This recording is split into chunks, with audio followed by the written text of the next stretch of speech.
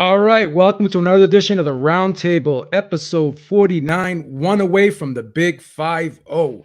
We got one of the best panels that we've had thus far on this show. We got the great G Funky from HCP Boxing. We got El Capitan, the CEO of HCP D-Style Boxing. We got Maestro A from Maestro Boxing. We got the mighty Ring IQ from Ring IQ Boxing Talk here on YouTube. And we got Divine Sense Boxing, an OG from the YouTube boxing community. Now we're 2 days away from the big one, Wilder Fury 3. We had the press conference yesterday. Usually, when these press conferences happen, everyone's asking who got the better of who. And if you're a Wilder fan, you're going to say Wilder got the better of Fury. And if you're a Fury fan, you're going to say Fury got the better of Wilder. And a lot of times, we ask questions, who got in whose head? What's the psychological, thought process in either man's head right now going into this big fight on Saturday? I just want to go around the panel and just ask everyone, what did you think of this press conference, and did anything surprise you? And did you see anything that you feel may play a factor in the fight? Because usually these things really don't play a factor in the fight, and these guys got to do it with their hands, not with their mouths come Saturday. G Funky, why don't we get started here, brother? All right. Yeah, I did end up watching that thing. Wasn't as good as I thought it was going to be starting out, but Fury did get Wilder to open up a little bit, and they did exchange at the end, which I think was pretty good. That's always good for the fight, to sell the fight. You want to hear from both fighters. You want to see him get a little angry, maybe a little back and forth. No face off. Bob Arum gets a little upset about him even suggesting that happening, which I thought was pretty good too. But overall, I felt like at the end they picked up the pace, and I was satisfied with what I seen. But you're right, B. Most of the time, when people make things about, well, who won the press conference, like that doesn't even matter at the end of the day. This is just the final opportunity to sell the fight to anybody who's kind of on the fence about it, I guess. And I think they probably got quite a few people to decide to get the fight with the exchange they had at the end. I thought that was pretty good. Ring, what did you think of the press conference? They got Wilder to talk, which was nice. They got him to talk because it's like, what's the point in having a press conference if one of the guys ain't gonna talk? So they got him to talk, and it's just like G Funky said it, that people always draw conclusions about the press conference, but ultimately he said, G Funky said it, Ishe Smith said it earlier today on Twitter also, that you can't really go off of press conferences. The only thing I'll say is it was entertaining. I like that Fury put him on the spot and he asked the hard questions. And, we could all sit here and be Dr. Phil about Wilder's mannerisms and the fact that, look, he did ask you some relevant questions. He did, because JD's was there when his hands were wrapped, and he still has a job, so do you really believe what you've been saying since October of last year? Or, is this a marketing tool you're using? What is this? Is this you trying to cope with the loss?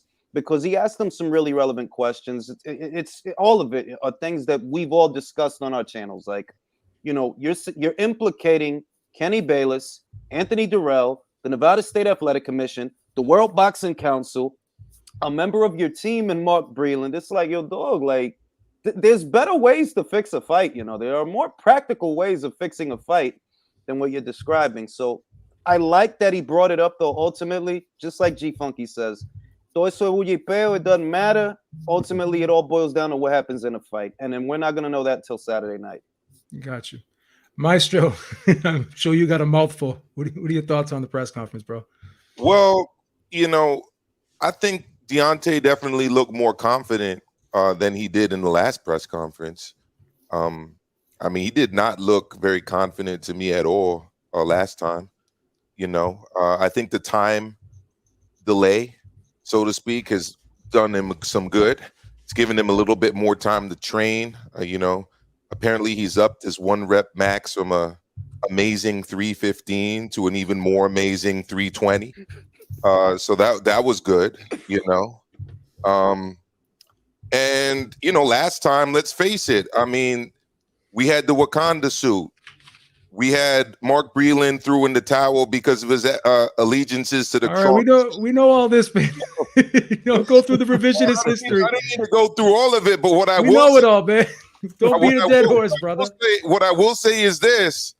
I counted about 10 excuses. There have been a lot more, but just 10 that I reviewed pretty much on my channel on Monday. And in the last press conference, rather than address these things, rather than answer for things that came out of his own mouth, things that were reported by major news outlets, he put his fucking headphones on and refused to participate. Okay, well, apparently silence is golden is the quote I heard yesterday. Well, why didn't you keep your mouth shut then when it came to Mark Breland and everything else?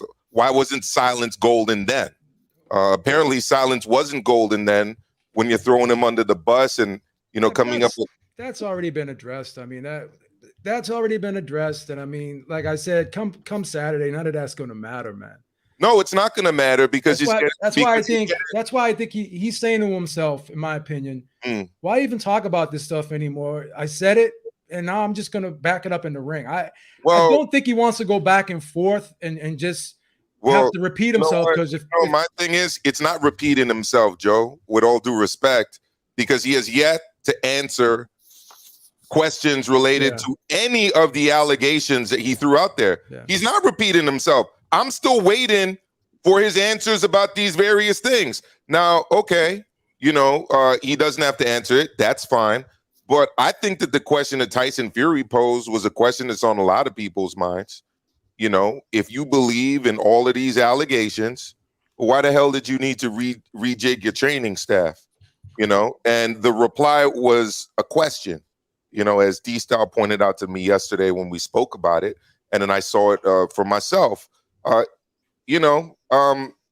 Psychologically, I'm just going to say this. If you believe in what you say, you don't run from what you say, and if you believe in what you say, well, you know what? You're probably not going to do too well come Saturday because apparently the only reason Tyson Fury won last time was because of spiked water, egg weights, a Wakanda suit, a disloyal trainer, the Kronk gym, and everything. Oh, I forgot white privilege. That was a major one, Kenny Bayless too. Crab in the bucket referee, Kenny Bayless.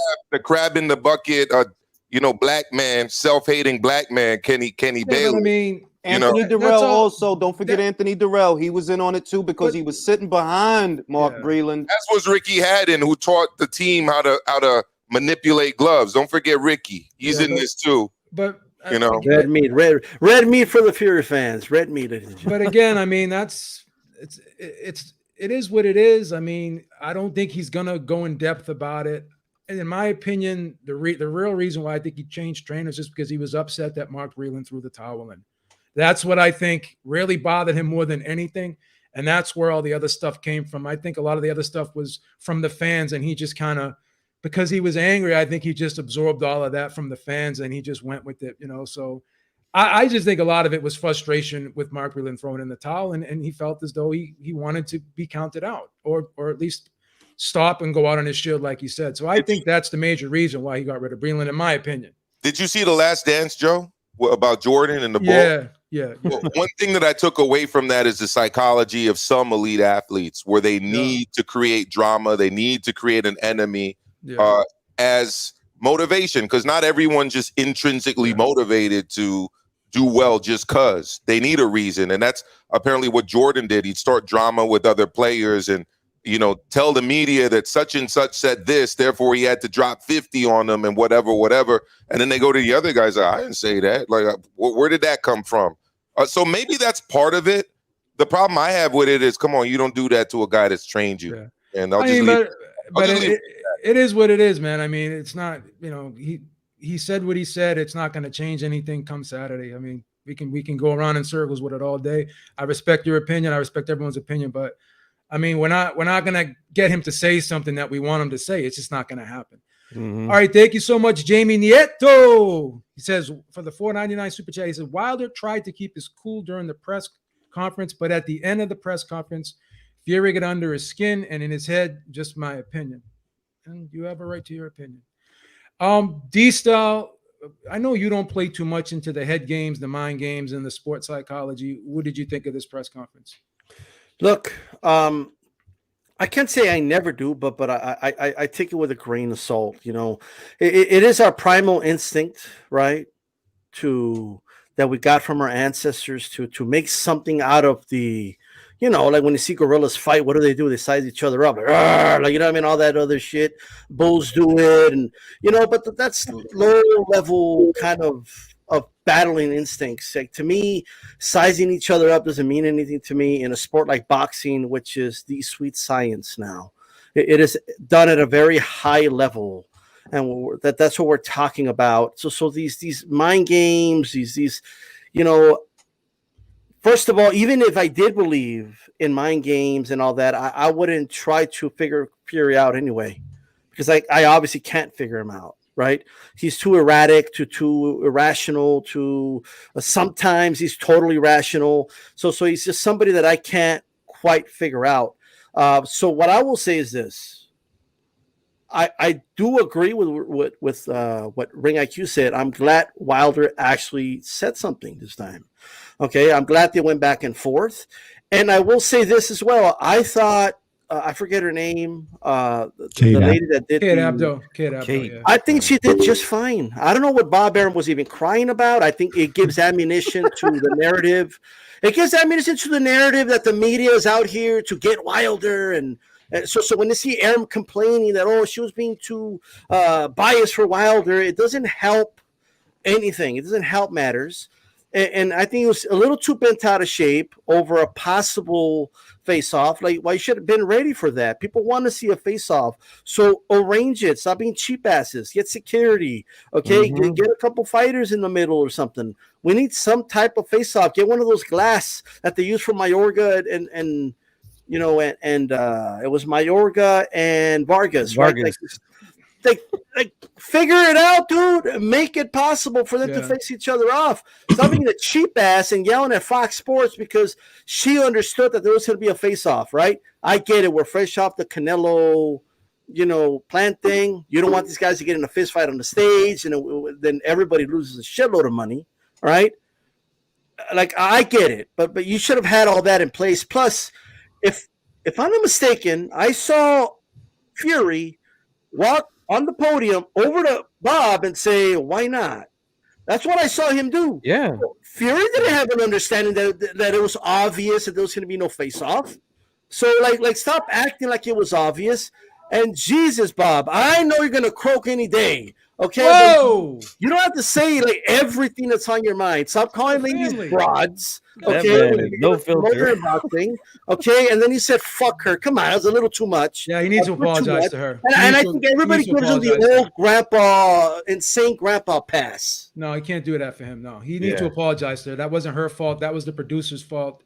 He was the guy that's, you know, was talking in her ear and told her to do that. It was Fox's fault, not hers. Yeah. Thank you so much, Maestro Boxing. He said Mike Tyson made an entire career out of intimidation through mind games, Sonny Liston, and others as well. No doubt, no doubt. Before I go to you, Divine Sense, I want to welcome Kenny Caraway from ESPN Radio Sacramento to the panel. What's going on, man? Pleasure to have you with us, my brother.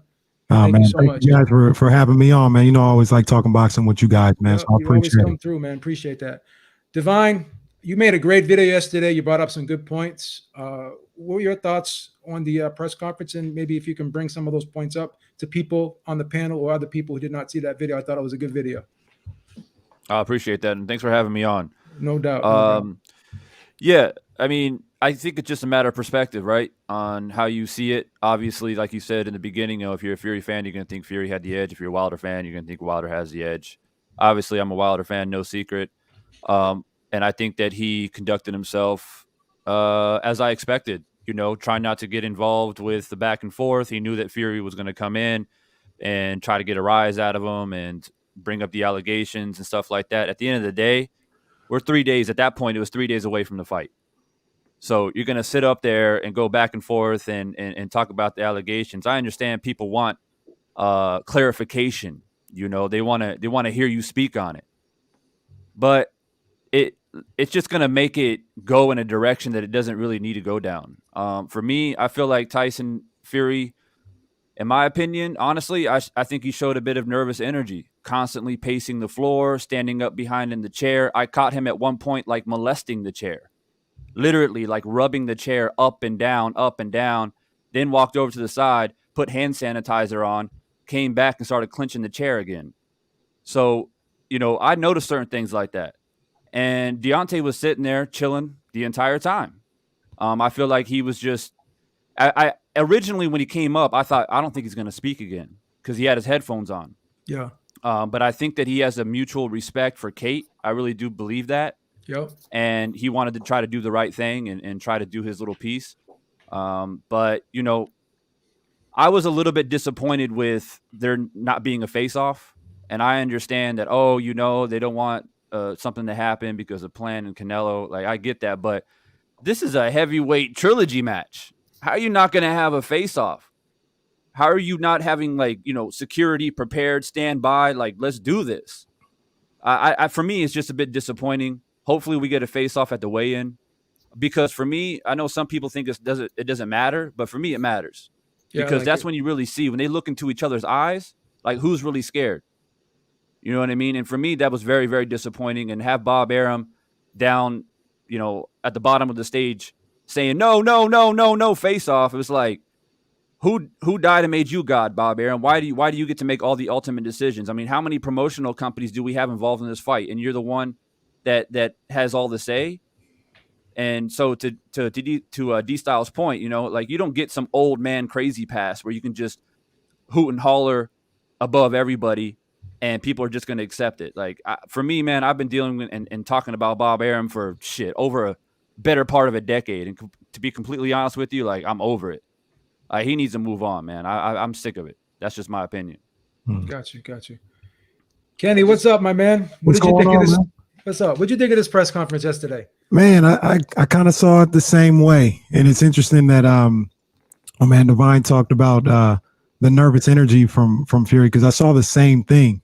I saw he was, you know, talking about he wasn't going to sit down, and he was trying to crack these little one-liners and jokes and things of that nature, and they were falling on deaf ears. And I didn't think Deontay was going to say anything the whole time. Then eventually he starts going back and forth with him, and that's exactly what Fury wanted. He was not comfortable. I don't know if he's not comfortable with the fight or the buildup or what, but he was not comfortable until Deontay started to say something back. Like I said, he would try to have these little these philosophical quotes about, you know, mental health and having a coal in your hand and all this other stuff, and it was crickets in there. And he would ask questions to Deontay or nobody in particular. It was just, I felt like he was trying to go back to the well of, let's make this a circus. Because if he was able to make it a circus mentally, that's where he wants Deontay Wilder. He wants him not focus on the task at hand. He wants to let him get in a shouting match and things of that nature. And he tried everything he could to get into that. And then towards the end, Deontay started getting back and forth with that. But I didn't even think it was the same as I think this was before the first fight, maybe the second fight. It was the first fight when they did. Remember the clip where they're in Brooklyn and they did that stupid when you move, I move, or whatever. Yeah. Like, I thought that was really funny. I said I thought that was really funny. Oh, I thought it was funny too. No, I laughed when it happened. I thought it was corny on Fury's part, but it still made me chuckle, right? But I think that's like what Fury wanted, or he wanted the when they got in the shoving match in the last, like, he wanted the circus, and Deontay wasn't giving it to him. And when he wasn't giving it to him, he's like, oh, all right, I don't know what to do next here. I'll just, do whatever. So yeah, I thought were fans at this weigh-in? I mean, at this press conference? I heard they were, or was that the grand arrivals? There was only one thing the fans were going to be there at. were fans, so it doesn't surprise me that I think it was just the media there yesterday. media members. You're not going to get fan reactions if that's what you were expecting when you said you heard crickets. It was just even then he was getting crickets from Deontay and Deontay's camp. Like, he would say things hoping that he'd get a response. He was trying to elicit a response, and he wasn't getting the response. Go ahead, Ring. You want to jump in real quick? One thing that I will say is about the press conference. I, like many of you, believe that Wilder wasn't going to talk. I wasn't sure, because I'm like, well, He ain't talk at the first one, and he talked at this one. But one thing that I thought was kind of a tell is he actually said it himself. He wasn't going to talk. Something that Fury said set him off because he said it. Like, yo, I wasn't even going to talk. And then before you know it, they're going back and forth. If you've been watching Fury's whole career, he didn't do nothing yesterday that he hasn't already done in a bunch of other fights. That's what he did at what was supposed to be the David Haye fight. That's what he did at the Klitschko fight. That's what he did at the set. Like, he always looked nervous because he's a fidgety guy. Like, when don't he look nervous? He looked nervous at his house with his wife. The man looked nervous. To me, he exhibits that he has like ADHD for sure. Exactly. Like he moves like a kid that's on Ritalin. That's Fury that I see. That like I see that he's trying to go to the well. I do agree with that. That you're trying to revisit the energy that you had from the first two fights. I see you trying to go there, but I saw it very different for Wilder. Because I'm thinking to myself, yo, if I thought a dude hit me with like a locker or a shoehorn or just something, he hit me with something, he cheated basically. I feel like you cheated me. His body language for me, it didn't tell me that. Like, you That's sitting ridiculous. down. It was an egg weight. Exactly, an egg weight. He hit him with an Easter egg weight or whatever, right? Bang. The body language that he showed me, it's like you've been in a nurturing environment all this time, around your people, around Malik, around Don House, around JD's, and you finally get out there, and his voice cracked when he first went to talk. And I'm like, look, I don't want to turn a mountain into a molehill, but I heard that shit. Your voice cracked.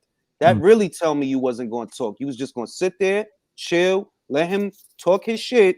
I'm not going to say nothing. He opens his mouth. I heard his voice crack. I'm like, all right, this dude really wasn't going to talk. Then he said it. Like, I wasn't even going to say nothing. And you're not giving direct answers. You're not behaving like a man who really believes he was cheated. He not like you're not addressing it. Like, yo, address it, man. You think this dude cheated? Even if you don't have the proof, you still gonna move and act a certain way, and you're not doing none of that. You just trying to ride this press conference out. That was what I got from it, though. Ultimately, like we said earlier, it don't matter because this the heavyweight division. Every single one of these guys is one punch away from being knocked out. Don't matter what they say at a press conference. None of that matters. Dillian White was all but losing a second Chisora fight until he knocked him out. Joe Louis was losing to Billy Khan until he knocked him out. And this is the heavyweight division. Povetkin White. What's crazy to me is that the bar is so low right now for the Deontay Wilder that the mere fact that he talks, he's like getting stroked for it. You know what I mean? He talked in a press conference. Whoop-de-fucking-do. Exactly. I mean, aren't fighters supposed to talk in press conferences? So he talked in a press conference, and now, he's got so much confidence, and he's ready for the fight. That pretty much always happens. He might be a little bit more confident than when he wasn't talking, but to your point, Ring, it didn't seem like he was going to talk. He's breaking character, Maestro. He's breaking character. Look, Deontay ain't no wallflower. He not a wallflower. He never been a wallflower. I think he spoke. Joe, go ahead, Kenny. Was that the thing that he wasn't confident because he wasn't talking the first time? Now, I would say that if you've watched Deontay Wilder over the years, and you know when he's happy, you know when he feel good, he's a dude that like to talk. So when he feel good, he talk. I'll say this. Yeah, This like is he what was I saw. bomb squat, This big. But this is what I saw. It wasn't like silent assassin squat. But I understand what you guys are saying, but this is what I saw on the first press conference. I saw Deontay was locked in, right? He wasn't about no bullshit. He was locked in. They go for the face-off. Tyson Fury tries that bullshit, then all that, I'm talking shit or whatever, and Deontay's looking right at him, and you see, just like that, Fury's like, oh shit, this ain't a game. So then he stops talking. I remember you said that we were talking. And that's what I saw on that one. I didn't see him not being confident. I saw a situation where Tyson Fury thought it was going to be another little sweet press conference. Deontay wasn't there for all that. And Fury immediately stopped talking and started staring. Oh, that's what we're doing here. I didn't know that's what we were doing. Okay. Let me jump in real quick. I think he spoke yesterday because if you remember in the beginning, Kate looked over to him and said, she kind of gave him a sad look and like, can you talk today? You're going to talk today? And I think he spoke because he felt a little bit bad about when 100%. Kate Abdo turned to him and said, you're going to talk today. That's why I thought he talked. That's number 100%. one. I agree. Why I'm he gonna say, did. can I Let me say just this? finish this 1 point, Ring, and I'll give it right back to you. Yeah, I want to make a point too. The reason why I don't think he talked in the first press conference, and I wasn't happy about it. I'd rather he did talk. I'm on full disclosure. Yeah. But the reason why I think he didn't, because he's saying to himself, I'm not going to go back and forth with this dude because all he's going to do is try to make this a clown show, and I don't want to be part of that. That's why I think he didn't talk. He talks with other people because it's a different setting. With Fury tends to make it kind of a circus, and he makes it all about him. And I don't think that Wilder wanted to give him that narcissistic supply. So that's why he didn't talk. I don't agree with you. That's why he didn't talk. He didn't talk because he didn't want to answer questions about the allegations that Divine and Kenny are more confident in than he is. He doesn't want to talk about the spike water, about the what's going on in his mind. Well, you don't know what's going on. You don't know what's going on in his mind either. But you just said what you thought, and I'm saying what I think. What I think is that he did not want to answer questions because don't forget, he refused to answer questions from the media too, Joe. It wasn't just Fury that he refused to answer questions from. He refused to answer questions from the media and then only gave an exclusive interview to a channel that sucks his dick all day long. Let Kenny finish his point. Hold on. No, Ring IQ. Go ahead. Ring finish, and then let Kenny go. Ring finish, and then Kenny go. That doesn't. Maestro, hold on. Let Ring go, Maestro. Look, Let Ring go, Maestro, and then Kenny can go after. Look, I've been paying close attention. We know what Wilder has said out of his own mouth, right? We already heard all of that. But I tried to look around at his people to see how they feel, right? So I saw Radio Raheem. He talked to Malik Scott a couple of weeks ago, and he outright asked him about the shit. And Malik didn't co-sign nothing. You know, he didn't co-sign that this happened and that happened. I'm like, I bet. There's an interview with Shelly Finkel that was taken very recently. And they asked him outright, well, what about the cheating and all that? He's like, well, I don't know if he cheated. I'm thinking, look, man, all right? The accusations that you're making, these are not normal accusations you're making. You're talking about felony assault with a blunt force object concealed in a glove. You don't box after that, all right? You don't box nowhere on this planet after that, all right? You're talking about a trainer drugging you. That's another felony right then and there. That's a felony. That's right. Mark Breland goes to jail. You cannot make these kinds of accusations. The casual's not going to know that, but I know that. You put a Mickey in somebody, that's a felony, fam. And that's what you accusing him of doing. That's a muscle relaxer, whatever you think he put it, whatever you think. That's what we call it in the East Coast, G. Yeah, I love it in the big city. He put a Mickey in the shit. Now, this is the important part. This is street shit here, G. I love it. What you're accusing these people of is slander and libel that could affect their professional careers. Wow, what if people start giving Mark Breland a side eye based on things that you said about him and he can't get work? This is the kind of shit that you did. This is not the kind of shit that can go unchecked or unaddressed, but it has. Why? Because you won't talk to the media. You wouldn't talk to them about it. You won't elaborate. Your team, the way I know that your team didn't do nothing about it, look, if there was any kind of legal mumbo jumbo going on, that you got a firm, you got lawyers that did investigation and looked into it, Shelly would have talked about it. But when we talk to your team, when they talk to your team is like, nah, I don't know nothing about that, man. I'm trying to move off of that, man. Nah, I ain't trying to talk. That tell me, yo, dog, that's just some shit that you was saying after the fight. We're gonna let Kenny wrap it up because we can go on this all day. We can Divine wanted to say something too, by the way. So let's be fair. Let Kenny, then Divine. Right. I'll say this. Want to go again, Divine? Yeah, I got a little bit something to say. Just a little bit. Okay. Now, I'm just going to say real quick, as far as him talking and answering questions, I don't like the way he handled Mark Breland at all. I mean, I like Wilder, Mom Squad, all that other stuff. I'm speaking for me, black man, seeing another black man do that to another black man. I'm not feeling that, right? I'm not feeling that. But when you talk about speaking to the media, maybe I'm a little jaded. I wouldn't talk to these dudes either. I'm talking to Lance Pugmire. I ain't talking to him. I'm not talking to Coppinger and all these other. I'm not talking to those guys because you guys have done nothing but shit on me for the past 9 months. And now for your story, you want to hear me talk. So I'm not talking to them. Kenny, I ain't knocking you. Kenny, I ain't knocking you. I understand your reasoning. That maybe you don't want to talk to these individuals because you feel that your statements will be misconstrued. I completely get it. But you can release a statement through your own people. You don't need to did. talk to Lance Pug. No. He did, though. To address what you're saying, because what you're saying is not normal. You don't just accuse a man of drugging you. You don't. Yeah. You don't. That's a felony, fam. Yeah, I ain't feeling how he did that with Breland. The whole thing That's with Breland, felony. I'm not cool All with right, that. let's give Divine the last word on this, and we can move on because we can go all day on this. Yeah. This is a show in itself. Yeah, Go ahead, Divine. like, I would rather, just switch gears, man, because this is just. Yeah, you're gonna It's go no around longer. in circles. We're gonna go around in It's circles. no longer We'll go around in relevant, man. circles. We've Yeah, been the fight talking about Saturday. this. The fight is Saturday. That's what I've been trying to say. I mean, That's what I've been I trying to mean, say. damn. Fight Saturday. Fight is Saturday. It's a wrap. Whatever it is, It's it's a gonna wrap. be on Saturday. It's a wrap. Oh, look, Divine, the floor is yours. So if you wanted to say anything, go ahead. Nah, I mean, it's, Yeah, go ahead, I brother. feel like what I do want to say though, because there may be some people either on the panel or in the chat who may have these preconceived ideas that, oh, Divine, he's part of the LDBC. Da, da, da. Look, on my channel, I've never got into the allegations other than I did a film study of the second fight, and I broke it down brick by brick. And I just said, look at this, check this out. What do you guys think about this? It's an observation. People made their own conclusions. It's as simple as that. I never bought into all the allegations. As far as Mark Breland's concerned, I agree with Joe. It comes down to a simple fact of they made a pact. No matter what happens, don't stop the fight. And at no point in time during the fight, and you can watch the second fight, he never warned Wilder, ever.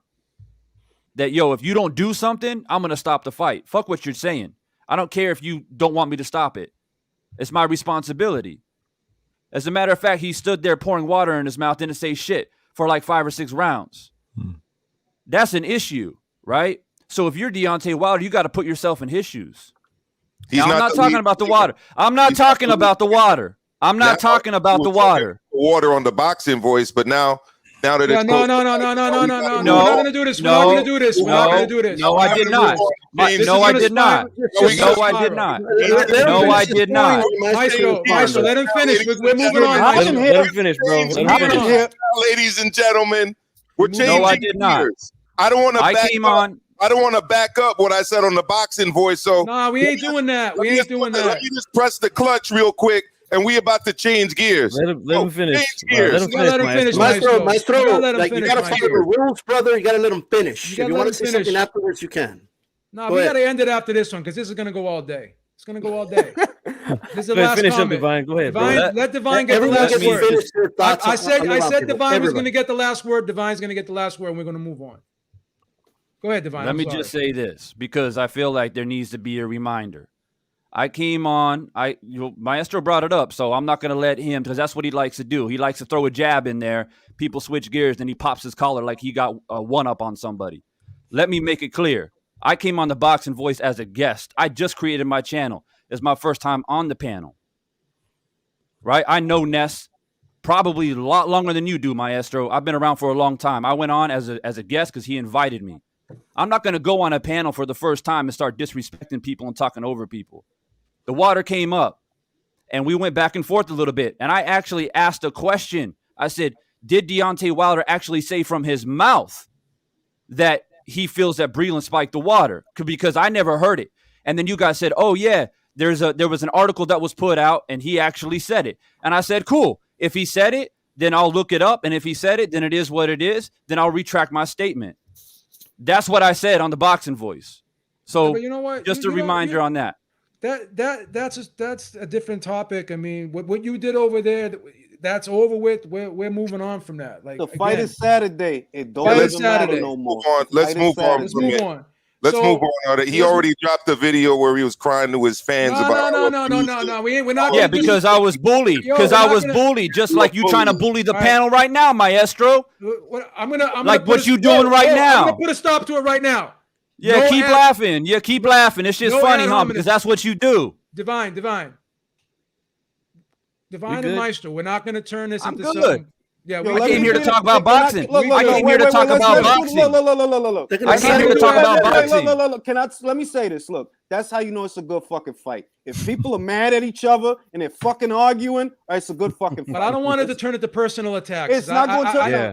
They I think gonna everyone be should cool after respect the each fight. other. I They think everyone gonna should be Keep it cool boxing, after the baby. fight, Keep man. it boxing. Keep it. Yeah, I boxing. came here to talk about boxing. No, you good, That's man. it. You good, Trust the Divine. And so clutch. who's The clutch is Well, who's the- switch gears. Are Let's we switch gonna- gears. all right, we're who's gonna the first switch- one that brought up the allegations? Who's the first one that brought it up in this panel?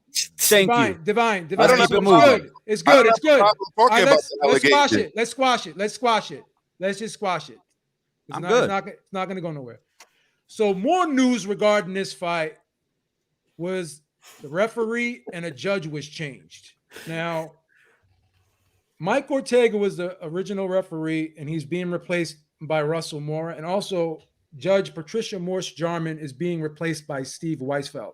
Now, I kind of don't have a problem with Morse-Jarman being replaced because she turned in two sketchy scorecards in recent years in 2018, 2020. 2018, the Julian Williams, Nathaniel Gallimore fight, she had that fight a draw when everyone and their mother had Julian Williams winning that fight, and the other two judges had Julian Williams winning that fight as well.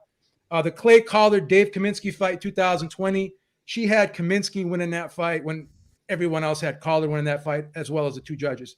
Now, Russell Mora, for the rest of his life, is going to have that day in 2011, on August of 2011, when Abner Mares fought Joseph Igbeko, and he allowed about 50 low blows. The 11th round, Abner Mares hit Joseph Igbeko square in the nuts, clear as day, and Igbeko went down, and Mora started counting.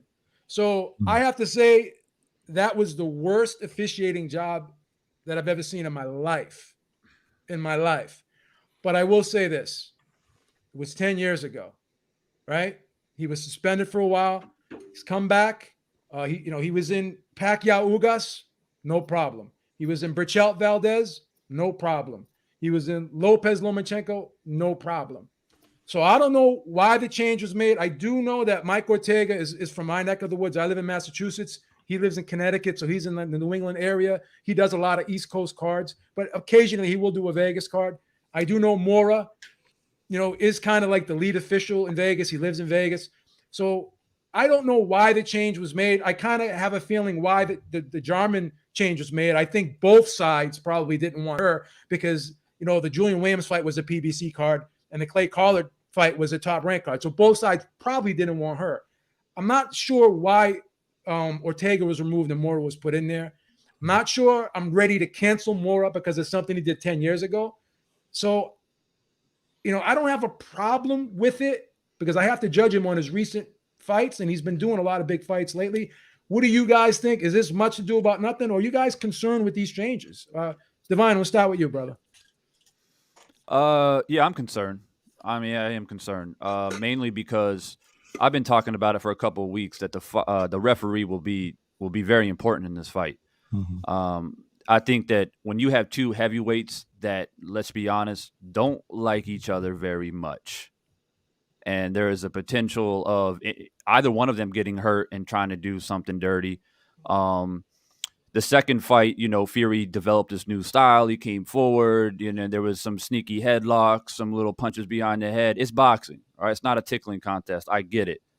But when you have a referee who can't control what's going on, two big men, and then you have a track record of allowing fighters to hit other fighters in the nuts repeatedly and never taking a point, I feel like that's a big issue.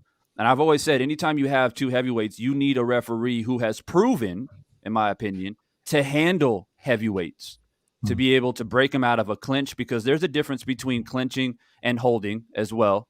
So, to be able to handle two big men, I think that it's important. Now, I'm hoping for the best. Maybe this is an opportunity for Mora to show that he's improved and he wants to show the world that he's still a world-class referee. I hope that he can prove that. But going into it, I'm a little bit skeptical. If I had to be honest with you, Wilder doesn't have any track record as far as like hitting people below the belt, doing like shady stuff. He's pretty much a straightforward fighter, tries to hit you with a big shot and try to end it. Fury, on the other hand, because he's a slippery defensive fighter, and they have just not much different than Mayweather, to be honest. Mayweather, elbows in the throat, doing little sneaky stuff to make space, Hopkins too. and Hopkins, yeah. So, if that gets out of hand, and more allows Fury to do it too much, then you're looking at potential, cuts above the eyebrow with elbows, hurting different parts of the body that shouldn't be hurt in a fight. So do I take notice? Do I take caution? Yeah, I do, to be completely honest with you. Gotcha. Ring, I'm interested to hear your take on this. Are you concerned at all with these last minute changes? Is it kind of does it make you skeptical at all because it happened at the last week of the fight? I mean, whatever effect it's going to have will reflect on it Sunday morning. But when I look at Fury and Wilder, these are not two guys to where the fight comes down to minute details. Wilder has stopping power. He stops, he's clean stopping power, right? And Wilder's not a guy who systematically batters a guy. It comes down to whether or not Fury can repeat what he did in the last fight, or if Wilder can catch him with a phantom shot.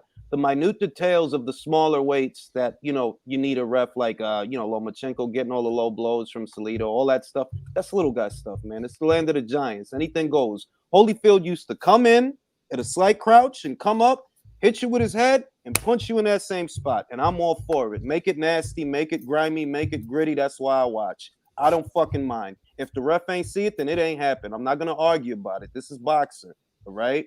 People die.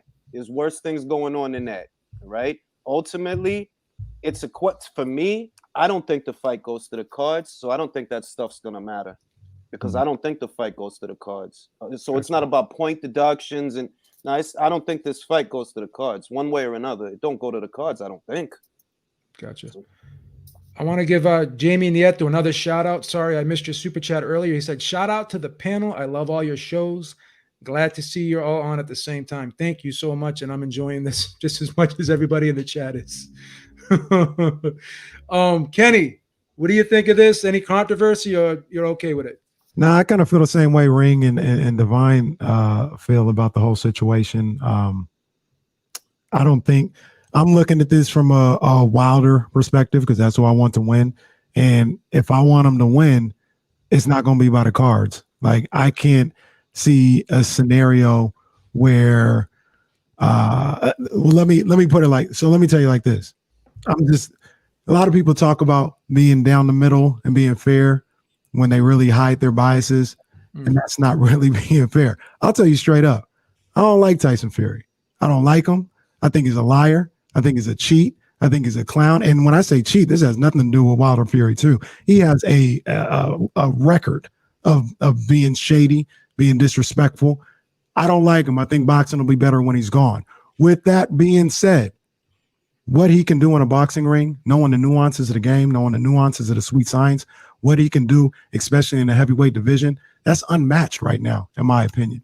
So when you talk about a decision, I don't think there's any way that, I don't believe it at least, that Deontay Wilder is going to outpoint Tyson Fury if it goes to the cards. I just don't see it. I think Tyson Fury is the better boxer, and once again understands the little nuances of boxing and in the sweet sciences better than Deontay Wilder does. So when you talk about the judges and stuff like that, if I'm Deontay, I got to figure out a way to get him out of there because I'm not going to outbox this guy.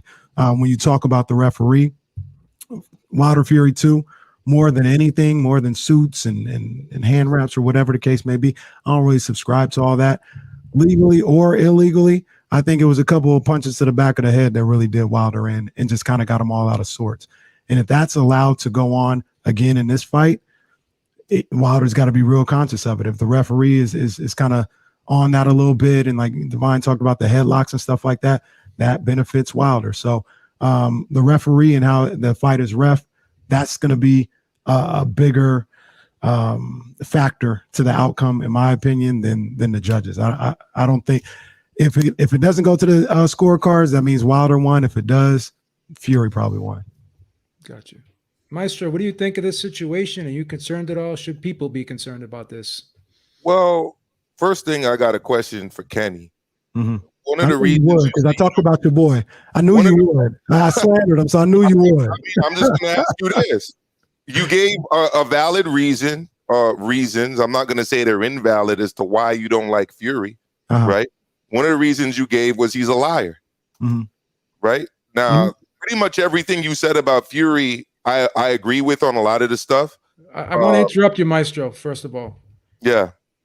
I mean, I want to stay on topic. What do you think about the referee situation? Because he knows we know Kenny doesn't like Fury. We know you don't like Wilder. I understand that. I was going to ask Kenny if he thinks Wilder's a liar, because I do, but we can save that for another day.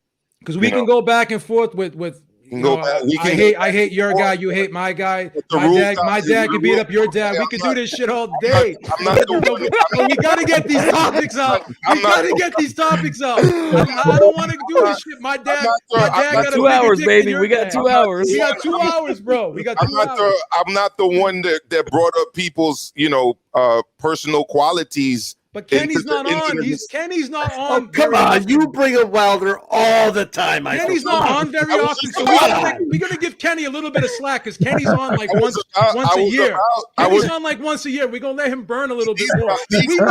We know every show you don't like Wilder. You tell us that. Kenny's only telling us once. Okay. So these are, you're right. And what you just accused me of is exactly what I was just about to get started doing. Joe's what about the Joe's got me wrapped up like Hannibal Lecter tonight. Whatever it is, I got 2 hours to get everyone's points in. It is what it is. But here's what I'll say: Fury's got the complexion for the protection. That's what I didn't say. What about the judge and the ref? Well, the question is does racial bias affect Russell? What about the judge and the ref? What do you think about the judge and the ref? Let him finish. Go ahead. Apparently, racial bias affected Kenny grabbing a bucket Bayless, right? We already been down this road, man. We already been down this road. So here's the thing. Oh my God! I don't think Morris should have ever been allowed to referee a fight again after what he did in that fight. Thank you. That's what I think. I think what happened to Joseph Ibeko was crazy. It turned his career into a downward regression.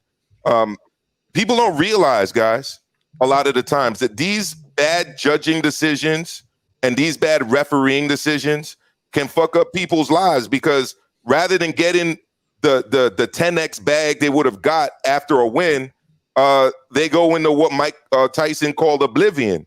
So, yeah, I do have a problem with Russell Mora. I do. He should not be refereeing this fight. Gotcha. I have actually met Mike Ortega in person. I actually did a workshop with him on. Really? Yeah, I did. Wow. I did it at Foxwoods. Awesome. Yeah, you guys don't even notice, but I'm a ABC trained boxing judge and referee.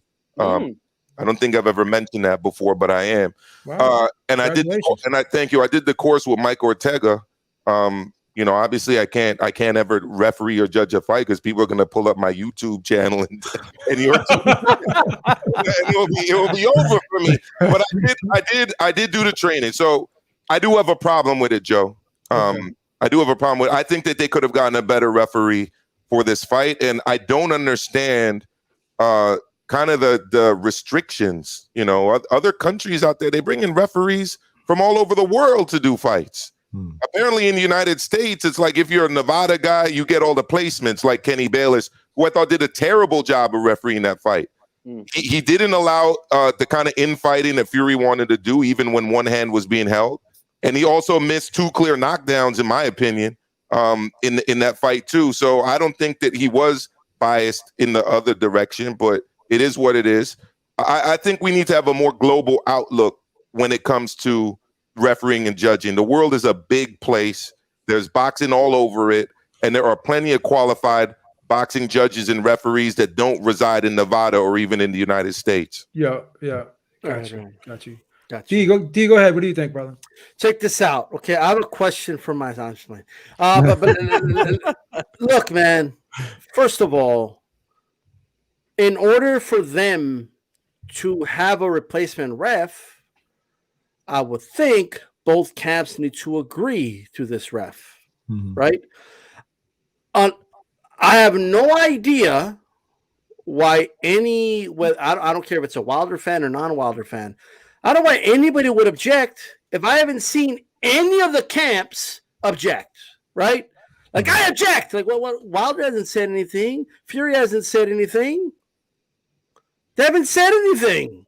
So what's the objection exactly? Like it's like, who gets to object in court, right? The lawyers, the prosecutors, right? Like, you don't get to just like object while you're just another dude sitting in the courtroom, right?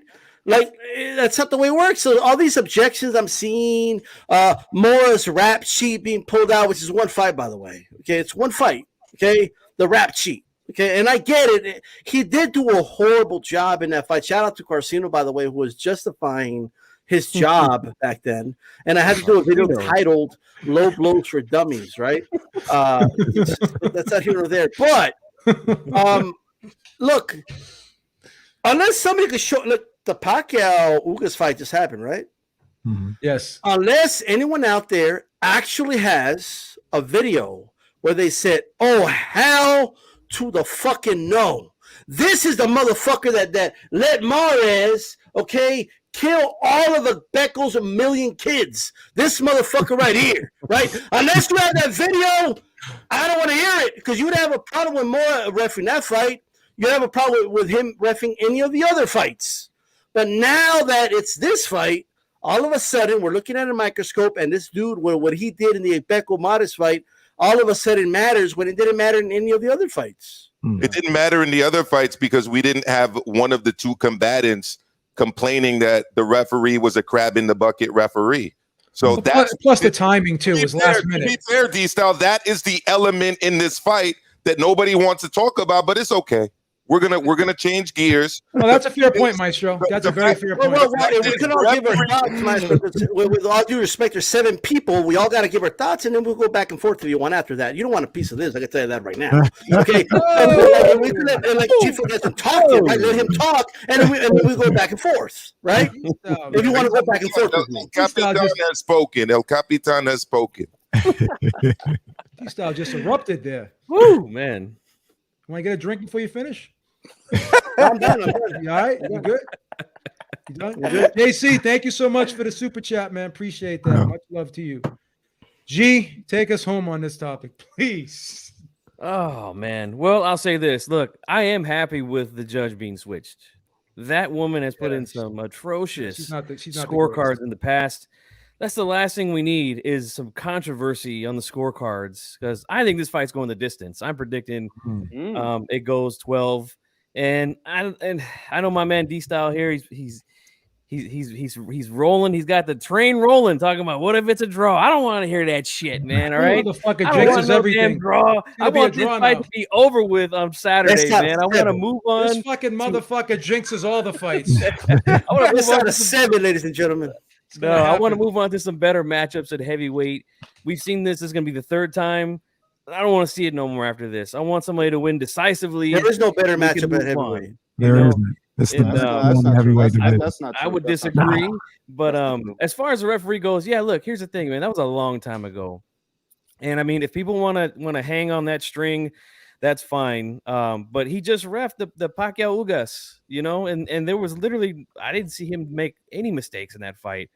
We got to judge these guys, based off fight by fight by fight. Yeah, he had a bad performance in that Mares Obeco fight. No doubt about it. But that was a long damn time ago, And for me, I think it's just stirring up controversy again, man, to make a last minute change. But you would think both teams would be okay with it to change the referees last minute.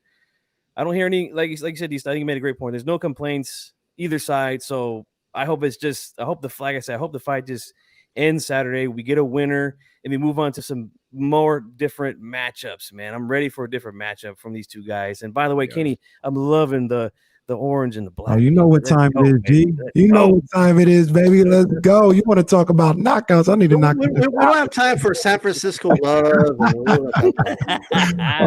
Hey, Joe, G Funky, I gotta do the dad thing, but I just want to real quick, if you don't mind, I wanted to get my prediction in and what I thought. So, to me, it kind of comes down like this. I think Tyson Fury's a better boxer, better all around boxer.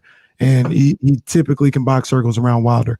When you look at the first fight, I thought Fury won. Wilder got the 2 knockdowns to get to the draw. I thought the draw was fair. I thought coming into the second fight, Deontay Wilder took that lightly. He looked at it as a situation where I knocked him down twice. I almost ended it in 12th. It took God to bring him back up and get him to stand up. I'll just do that again. And I think he took Fury lightly Fury came in, changed his game a little bit with Sugar Hill, blitzed the hell out of Deontay. Deontay wasn't ready for that. He was not prepared for that fight. He took it extremely lightly. I feel in this fight, it's the reverse. I feel like Fury thinks about it. If I fight Deontay Wilder 20 times, I'm going to beat his ass 20 times. And that's just what it is. And I believe this when I talk about him being a liar. I don't think he had COVID. I don't think he was ready to fight. I don't think he was ready to fight. I think he had taken everything lightly.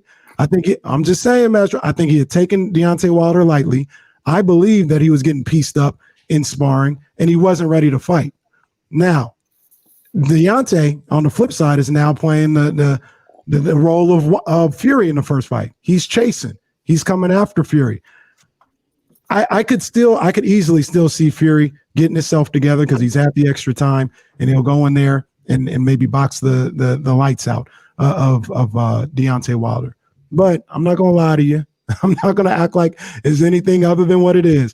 I hope Deontay Wilder knocks his block off. I think he will catch him in this fight, and I'm going Wilder by knockout in 8. Drop some money, man. Good odds there for you. You know, Yeah, man. Good odds, Kenny. Joe, G Funky, Master, all you guys, man. I appreciate you guys Thank having you, me on. Kenny. Like I said, I Thanks don't for get a stopping by, chance to talk boxing on my show, man. So I appreciate y'all getting me in here, man. Let me do this. Always good to hear from anytime, you, bro. Anytime Take you want it to easy, come by. man. Yeah, nice to meet you, bro. Nice All to right, meet man. All right, Joe. That's a busy guy right there. Man. Let me just shout out Nancy, man. I'm so happy to see Nancy, the Boxing Republic, in the chat. It's been a long time, and I'm so glad to see you up and about and doing well. Shout out to Nancy. She says HCP Network. Thank you so much, Nancy, for the super chat. Appreciate it. Go ahead, Maestro. What you got? No, I was going to say this actually isn't the first time the refereeing has been questioned, right? Yeah. Because people, because of the Caney Bayless thing, already forgot about Jack Slow Count Reese. You know what I mean? He apparently he gave Fury 20 seconds, which is the only reason Fury got off the canvas. We've already moved past that one. So there's a long history of these excuses. And I'm going to tell you what, if anything happens other than a Deontay Wilder win come Saturday night, you better believe that Russell Mora is going to be under the microscope and there's going to be all kind of videos about him and everything else. I'm just telling you that right now. Okay. I also want to really quick before you get to that super chat there, Beeb. By the way, I think you missed another one, by the way, by Remy a little bit far back. But while you get that, I just wanted to say this, that there's a misnomer that I guess Wilder never does anything dirty. Now, granted, I'm a firm believer that every single fighter that ever existed does something dirty in the ring, right? Sometimes Taylor like the hit behind the head. Like Wilder, I hear a lot about headlocks. Well, when he fought a shorter man in Areola, he sure held him in a lot of headlocks in that fight. You know what I mean? And people go back and watch it. Also, very interesting fact, by the way. If you go back to the Areola fight and you look at Wilder's glove, you do see some of the white tape that they say is proof that they say is proof that the hand was in the wrist area for the Fury first fight with Wilder. But anyway, I just wanted to throw it out there that every fighter has to do in order to survive it, especially at the highest level, right? Needs to do some dirty tactics. Only freaks of nature like Pacquiao really don't really do dirty tactics. It's very, very rare. He did the Hulk smash punch. Well, he did that, and even you could consider that dirty. But what I'm saying is, Mayweather's elbow is a response to guys trying to rough him up on the inside. It's not like he's just sticking the elbow out there for no reason, right? But it's a dirty tactic in retaliation. And at this level, you can always look at the ref to bail you out. You just can't. You have to learn how to fight on the inside. And to me, I'm looking forward to see how Wilder reacts on the inside. That's the big key. The first Fury knockdown in the first fight was behind the head. I didn't see that many videos about that. So was Stavern. Yeah, I didn't see that many videos about that one either. I mentioned that. Keep it consistent. Yeah, I mentioned that. Let me just shout this. Sorry to interrupt you, G. Let me just shout this super chat. Thank you so much, Remy said. Evening, Beeb and panel. Thank you so much. Evening to you as well. Go ahead, G. Finish your point. No, I was just gonna say. I mentioned that when I made my prediction for the rematch, that you know, if Fury got hit behind the head, he got knocked down. That was his fault completely. I mean, he's ducking down so low, getting his head down, and Wilder's throwing a punch, like it lands where it lands if you're going to duck that way. Same thing in the third round of the second fight when that punch landed around the ear behind the head on Wilder. Like he's ducking down, like it's one of those things that happens, you know. I want to add to that Exactly. conversation. I mean, I've seen, and I don't like, I'm not one of these guys that likes to split hairs over minutia. I'm really not. But, you know, I've seen punches from Wilder sail to the back of a guy's head, and I always say, look, it's a fucking fight, bro, and it's the heavyweight division. It's the most physical division in boxing. These ain't fucking prima ballerinas out there that they always land the punch where they want it to be. If a guy's moving in a certain direction and the hand lands there, that's just what the fuck happened. I've seen Josh Taylor inadvertently hit guys behind the head. It's just like D-Style said. All these guys got something that they do that, really don't look right. And it just is what it is. It's a fucking fight. When it comes to this fight, I don't think the ref matters. I don't fucking think the judge matters. I don't think none of that shit matters. I think somebody's going to get knocked the fuck out. It's just a question of who. Yeah. That would be the best scenario. Thank you so much, Boxing Redemption, for the $2 super chat. He said, if Wilder wins, doesn't that make it 1-1? I believe it does. Yes, it does. With No, one it even. would be 1-1-1. With 1-1-1. Okay. Well, 1-1-1, yeah, but 1-1 in terms of win-loss, I guess. But technically, you are correct, Maestro.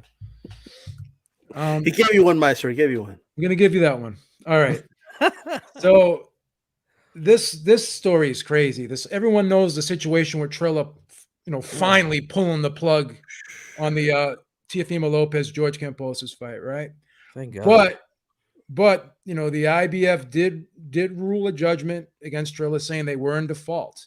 Now the interesting thing here is Triller put up, I believe, $1,203,600, right? So the IBF is going to divide that up. Triller's not getting that money back. That is fucking gone, right? The IBF is going to divide that up between Teofimo Lopez and George Kambosos, same 65-35 split, right? So Eddie Hearn won the purse bid for $3.5 million. So these guys are still going to get a good payday because of that 20% deposit. So they're going to get, Teofimo Lopez is going to get around $3 million, and Kambosos is going to get 1.6. Now, Bob Arum and Top Rank, they bid $2,315,000 for the fight, right? So if Teo stuck with Top Rank, he only would have got 1.5, and Kambosos would have got like 810,000. So to me, I still think Lopez and Kambosos made out here by having Matchroom put this fight on, and it's gonna probably happen sometime in November on DAZN. So we win too, because now we don't have to pay for pay-per-view. So everyone wins here. I think the fighters still win because they don't have to deal with the Triller bullshit, and we win because we don't have to do pay-per-view. What are your guys' thoughts on this whole Triller circus show? And do you think that Teofimo Lopez and George Kambosos actually made out better than if Top Rank did originally promote this fight, and if Teofimo did agree to the original purse? We'll start with you, D-Star. What's going on? Let me say this. This whole Triller thing, like before I get to Kambosos and Teofimo, which I understand the question, right? Did it turn out good for them? It didn't turn out good for us, the boxing fan. You know what I mean? Like we were screwed over. Like, you know what I mean? Like we haven't seen the fight. We weren't even anticipating the fight, but we got to wait for it. You know what I mean? Like we got to wait for it. It's holding the division back, right? It's making Teofimo delusional. He's talking about fighting at a catchweight for 2 divisions now. like I don't know what the hell is going on, right? So at the end of the day, what I will say is this: did it work out for them? In the end, it looks like it did, because they're going to make money off of Triller without ever fighting, because IBF found them in default, and it looks like they're going to split the money between Teofimo and Kambosos, right? And then it looks like Matchroom's going to pick up the fight, and then they're going to get paid off of that, right? And even if Matchroom doesn't pick it up, Bob will pick it up, and even if it's less, he'll still make some money. So in the end, with hindsight, it looks like it did work out for them, but for the boxing fan, not so much. That's what I got to say. Gotcha. Maestro, what are your thoughts on this whole Triller debacle? Yeah, I discussed it with Kenny T on Mano a Mano Live with Kenny T. this past Monday, and Uh-oh. He's having some audio problems. Ring, I'll let you pick it up while he's trying to sort that out. I'll say that concisely as possible because I have a lot of thoughts on it. No, it didn't work out because basically you're saying that in the last 12 months, all you will have made is a little over or a little under $3 million. You let Top Rank do the fight, get it out the way in February. You set up maybe a $6-7 million fight at the end of the year. So in reality, no, it didn't work out, and it's beyond the money. It's about more than money. People are going to look at this situation and say that ever since Teofimo Lopez got the belts, he changed, and he's burning bridges, and he's Mr. Big in the britches, and they're going to tell themselves, when Lomachenko had those belts, we didn't have all these problems. We didn't have to deal with this. You're talking about catch weights. You say you don't want to go to the UK, and you want to fight him at 137, and like, bro, like, you have got to slow down. You know what I mean? So to me, in a nutshell, no, it didn't really work out because you made enemies that haven't showed up yet, and they will. You made enemies that didn't show up yet, and for what, $3 million? You could have made more than that this year if you would have fought more than once. You could have made more than that. I got you. So, I don't think it worked out. As far as Triller, I read up a lot about Kavanaugh when I heard about Triller when they came here. I read up on him. He's a high profile Hollywood scam artist. He's a Ponzi scheme guy. So I knew that this was gonna go left. I've been saying it the whole time. This is gonna go left, or this is gonna go south, and it did. And yeah, I mean, Triller's a fucking joke. I knew that. I mean, Triller's just a fucking joke. But as far as Lopez, just like before, it looks like it worked out in the beginning. Give it a long enough timeline, and you'll see that it didn't work out. Gotcha. Divine, before I go to you, Divine, I want to welcome Dave, the mighty Dave 408 from the Shoeshine podcast. Thank you so much for hopping on. Divine, I don't know if you've been following the story. I'm sure you have. What do you think of this whole Triller situation with Teofimo Lopez and Joshua-Kambosos finally getting sorted out? Yeah, I'm vaguely following it, to be completely honest with you. Okay. Learning as I go here. But my quick thoughts on Triller, at least, I don't know what their MO is, man. I heard them say something that they're wanting to get away from like the celebrity matches and they want to do more professional stuff. And I mean, that's cool and whatever. But as far as like the purses being split up and fighters going this way, whatever, for me, for as long as I've been talking about boxing, the biggest headache I've always had is talking about the promotional side of boxing. It just does my head in. It's just like, as boxing fans, at the end of the day, we usually get screwed over one way or the other, and it doesn't really matter who the promotional company is. You always have that one promotional company says, "Oh, I'm better than this guy. We're going to get all the fights." And my thing is this: all I want to see is undisputed at that weight class, and I want to see Devin Haney jump in there. I think he's deserved it. I think he needs to, get a title shot. And that's what I care about the most. So whoever the promotional company is, they need to make it happen to get Devin Haney in there and get an undisputed. That's just my thoughts on that. Okay. Before I go to you, Maestro, I want to shout out Lou DeBoy. He says, "I'm late. Y'all treating my brother Divine right because Bomb Squad is here." Of course we treating Divine right. Oh, yeah. Treat everybody right. Go ahead, Maestro. Finish your point. Well, I don't know if it was because there was concerns about me talking about stuff that's not on topic today, but I don't know, maybe the audio. Not too sure what happened there with the camera and the mic, but anyhow, what I will say is that I agree with a lot of what's being said here. I don't even understand what Triller is, if I'm going to be honest with you. Maybe it's because I'm an 80s baby in my late 30s now, but I don't know anyone who has the Triller app who can explain to me what the Triller app does. All I know about Triller is that they put on shitty fights and charge money for them. Yes. So literally, that's all I know about Triller. They're attempting to be a competitor for TikTok. That's essentially what they are. They want to compete with TikTok, but it's just not even close. But that's what they are. That's what. Okay, I don't know how the fuck you're gonna compete with TikTok by putting on Evander Holyfield against a washed-up MMA dude. Like, how is that working out for you? I have no But idea.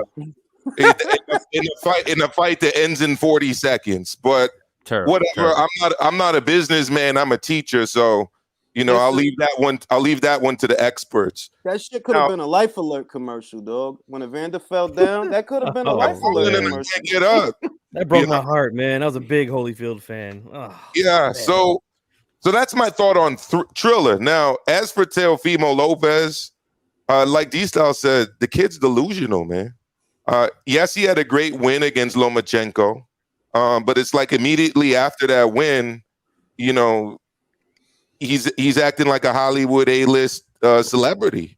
His dad, like the father of a child prodigy actor, making all kind of outrageous demands, saying that he's never fighting off pay-per-view again, or no, not again, because he's never fought on pay-per-view in the main event anyways.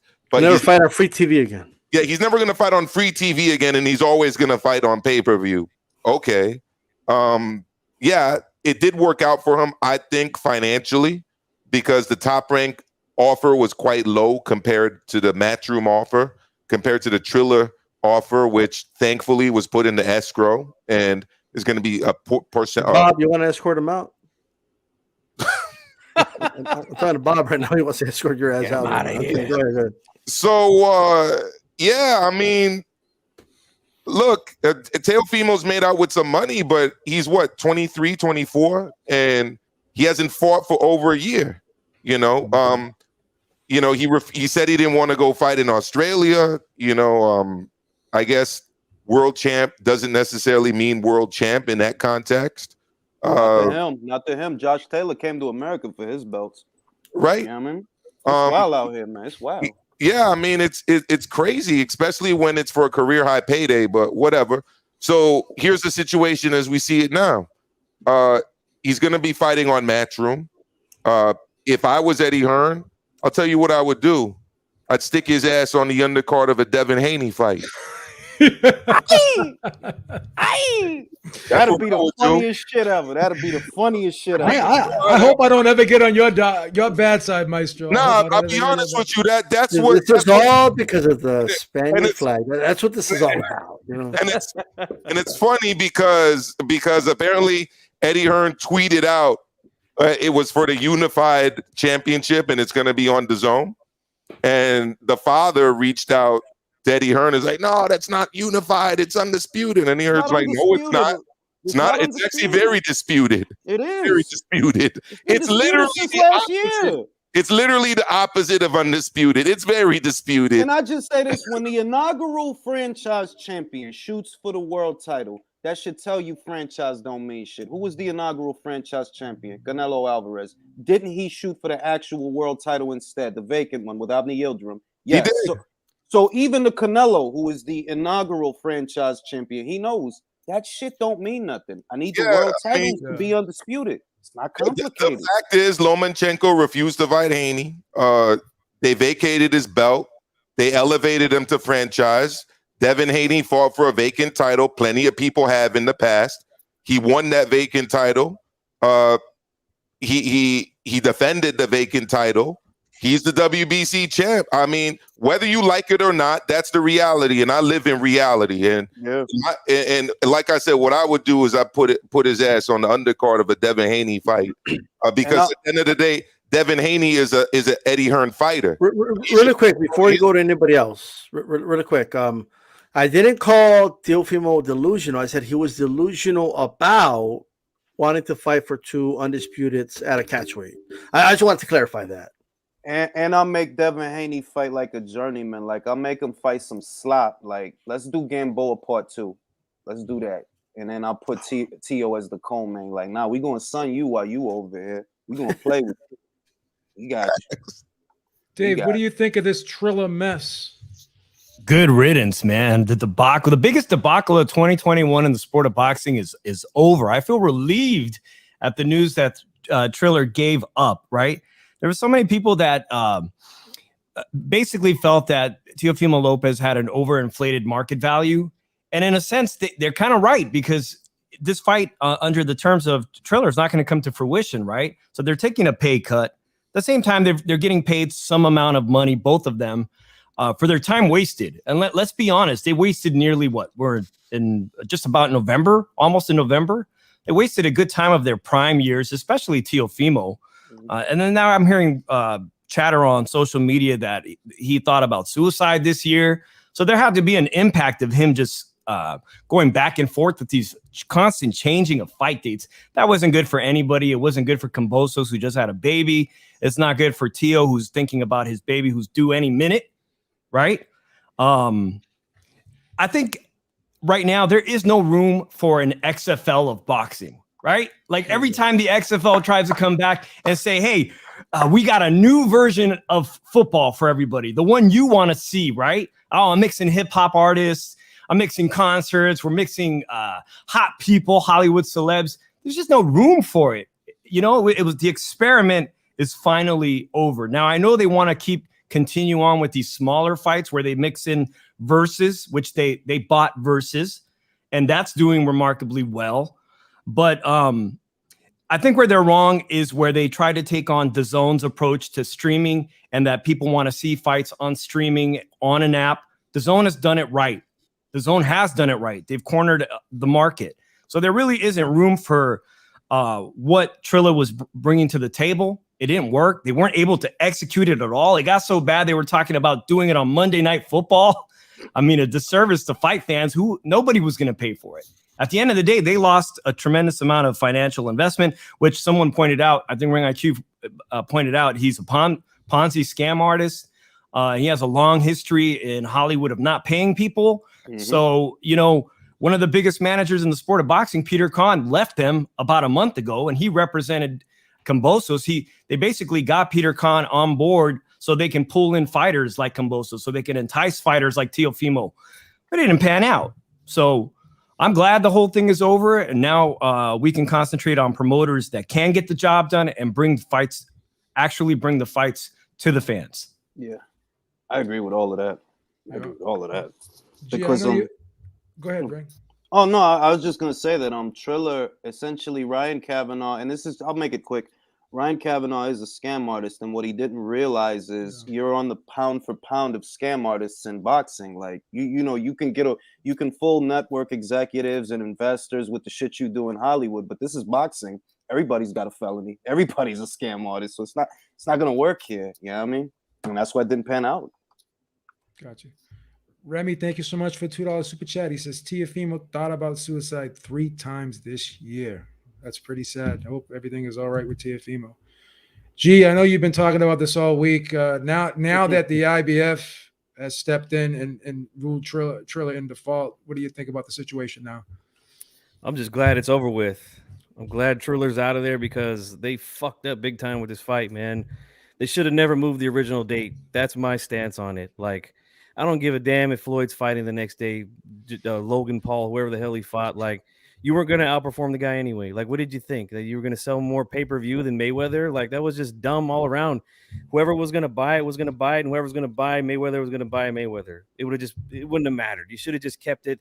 And then they moved it once. Teofimo gets COVID. Like, it's unbelievable, man. Just unbelievable. I'm glad that they're out of the picture. And that Matchroom's going to take on. I want to say this real quickly because, I've been talking about it a lot this week, but I don't get in the way of fighters making money, especially when they're fighting guys, like Teofimo beat Nakatani when Nakatani was still fresh. He beat Kome when he was a reigning champion. He beat Lomachenko when he was a top 3 pound for pound guy. Now he wanted to get paid. And I was like, hey, cool, go get your money, bro. Nobody anticipated this would happen. But hey, I see a lot of these fans out here that are dragging Teofimo through the mud, but they're okay with guys that are making a lot more money fighting cherry picks on pay-per-view for like $80 a pop, So I'm just saying, look, get this fight over with. It should never been on pay-per-view to begin with. It's not a pay-per-view fight. That's number one, the first mistake they made. But now we're gonna get it on DAZN, so we don't have to pay $50-$60, whatever, and I'm glad with that, man. Let's just move on. Teofimo's he's been held up for a year now. There's a lot of good fights for him. If he wants to move up to Josh Taylor, move up to 140 and fight him. I don't want to hear this 137, 138, or if you want to put all your belts on the line and all his belts on the line, then you stay at 135 and he stays at 140. Do it that way, you know. But don't make catch weights, man. I can't stand catch weights. I hate them. I don't give a damn who's involved in them. All they do is leave a bunch of gray area for fans to complain, and I just don't. I'm not into it, man. So that's my take. I agree. All right. Thank you so much, Nando Lamas. He says, is the only holdup for Teo being undisputed that the WBC is better than the WBA at naming and handing out secondary belts? No, I just answered that in the chat. The problem for Teo is that the IBF and WBO Do and not even recognize. the WBC, they recognize the super title for unification and undisputed. The IBF, WBA, and WBO do not recognize the franchise championship And at all. in You order to cannot be unify it. undisputed, it has to be recognized. If I go to the WBO, the IBF, or the WBA website, it has Devin Haney registered as the WBC champion. Even the Franchise WBC. franchise designation is not a title. I don't even know if it's transferable. What if George beats this guy? Is he the French Fry champion now? How does it work? Because It's on a case by case basis. That's what he says. If you ask Mauricio, if you ever interview Mauricio, he'll tell you that's like on a case by Everything case. like, then why have fucking rules then, you moron? Like if you're Ridiculous. gonna change it for every fight, you know, like Ridiculous.